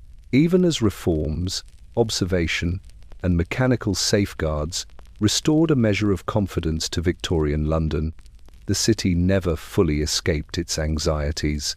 Death, though increasingly verified, remained a threshold of uncertainty. The collective memory of near tragedies, warm bodies, faint breaths, scratches upon lids, and bells that went unheard continued to linger in households, hospitals, and graveyards alike. The fear had been managed, mitigated, and ritualized, yet it endured, quiet but persistent, shaping behavior long after procedures were codified and coffins sealed. Families carried the weight of vigilance as a subtle inheritance. Even when physicians had confirmed finality, relatives lingered longer beside the body. They touched the skin for warmth, checked for movement, and whispered prayers that blended devotion with anxiety. Extended vigils became customary in some households, a way to honor the deceased while appeasing unease. Candles were kept burning, windows slightly ajar, attendants discreetly positioned, all in service of precaution, though outwardly framed as propriety and devotion. The living performed acts that simultaneously reflected care and fear, acknowledging that certainty could never be absolute. In hospitals, vigilance became embedded in professional practice. Physicians and nurses monitored recently deceased bodies with methodical attention, ensuring that faint signs of life were not overlooked. Procedures for delayed burial, catalepsy checks, and careful documentation were standardized. Yet even these measures, designed to provide reassurance, were influenced by the city's memory of error. Every patient carried the echo of previous mistakes, and every decision was tempered by the knowledge that human perception had limits. The fear that once drove panic now shaped discipline. Public discourse reflected the persistence of unease. Newspapers, while careful to avoid sensationalism, continued to recount cases of unusual survivals and exhumations, framing them as lessons rather than tragedies. Journals detailed refinements in safety coffins, waiting mortuaries, and observational protocols. Even when reassurance was offered, the underlying narrative reminded the city that vigilance was necessary, that death could deceive, and that past errors demanded attention. Fear had been domesticated, but it remained visible in ink and instruction. Society's rituals, too, preserved a trace of apprehension. Funerals, once merely formal acknowledgement of loss, now incorporated subtle measures of verification and observation. Clergy permitted extended prayer and vigil, and families were socially justified in lingering beside coffins, before interment. Even mechanical devices, once novel, became quietly accepted as standard practice, their presence reassuring, their function symbolic. The city's customs had evolved in response to fear, embedding precaution into the language of mourning itself. Yet the persistence of fear also reflected a philosophical tension. Victorians recognized the limits of observation, the fallibility of medicine, and the potential for error inherent in human judgment. Certainty could be achieved only through diligence, preparation, and attention. It could never be assumed. This acknowledgement tempered confidence with humility, transforming a practical fear into a moral and social one. Families, physicians, and clergy alike understood that respect for life and death required constant awareness. Thus, the fear never fully left London. It was muted, managed, and ritualized, but it endured in actions, thoughts, and practices. Even as confidence returned and procedures stabilized, the city's consciousness remained attuned to the possibility that death might be misjudged, that silence could be deceptive, and that stillness might conceal life. In this way, Victorian London learned to live with uncertainty, to honor life cautiously, and to accept that some shadows etched into coffins, newspapers, and memory would never be entirely dispelled. In the hushed corners of Victorian London, the coffin spoke in silence. It had always been more than a vessel for the dead. It was a threshold, a repository of fear, a mirror of the city's deepest anxieties. Over decades, through the reports of near burials, the invention of safety mechanisms, and the ritualized vigilance of families, it had acquired a voice, a whisper that resonated beneath polished wood, beneath earth, beneath the certainty that death demanded. This was the coffin's final whisper, subtle, persistent, and impossible to ignore. Families, long conditioned by fear, listened attentively, even after burial. Candles flickered over polished wood, eyes lingered over lids, and hands rested briefly upon cold surfaces.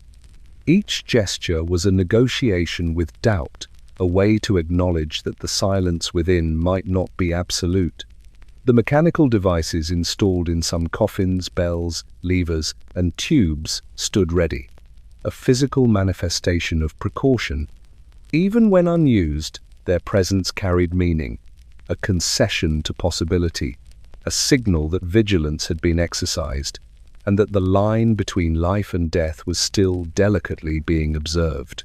Physicians, too, understood the coffin's ambiguous authority. No declaration, however precise, could fully erase uncertainty. Catalepsy, paralysis, trance states, and the subtle effects of ether or laudanum ensured that appearances could deceive.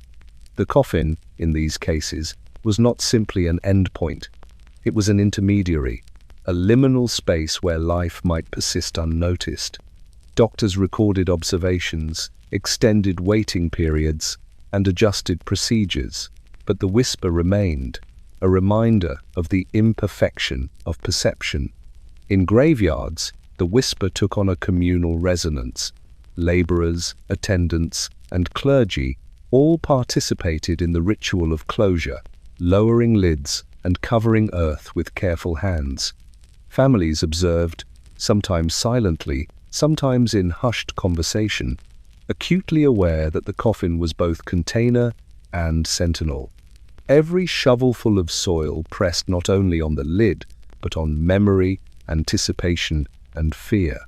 The act of burial became a negotiation between ritual and anxiety, tradition and vigilance, public expectation and private doubt. The whisper was reinforced by the city's culture. Newspapers recounted exhumations, mechanical innovations, and near survivals. Journals detailed medical procedures and the study of anomalous conditions. Public demonstrations offered reassurance while acknowledging fragility. Families incorporated these lessons into their mourning, extending vigils, observing safety mechanisms, and consulting clergy or physicians before interment. The coffin became an instrument not merely of containment, but of education, precaution, and ritualized memory.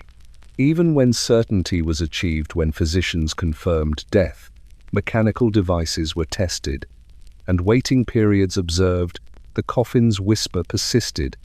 It was encoded in the scratches on lids, in faint warmth that lingered, in the cultural consciousness that death could be misjudged. The whisper was subtle, often unnoticed by the untrained eye, yet it shaped behavior, influenced ritual, and guided vigilance across households, hospitals, and graveyards alike.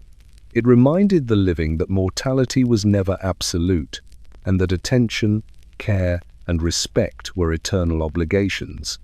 In this final chapter of Victorian anxiety, the coffin stood as a symbol of fear transformed into ritual, of uncertainty acknowledged and mediated, of life and death entwined in a delicate balance. Its whisper was the city's conscience, a persistent murmur that cautioned, educated, and disciplined, ensuring that even as order returned, the memory of doubt endured. The coffin spoke without sound, and London listened. In its silence, it taught vigilance, humility, and the quiet acknowledgement that certainty, no matter how carefully constructed, was never complete.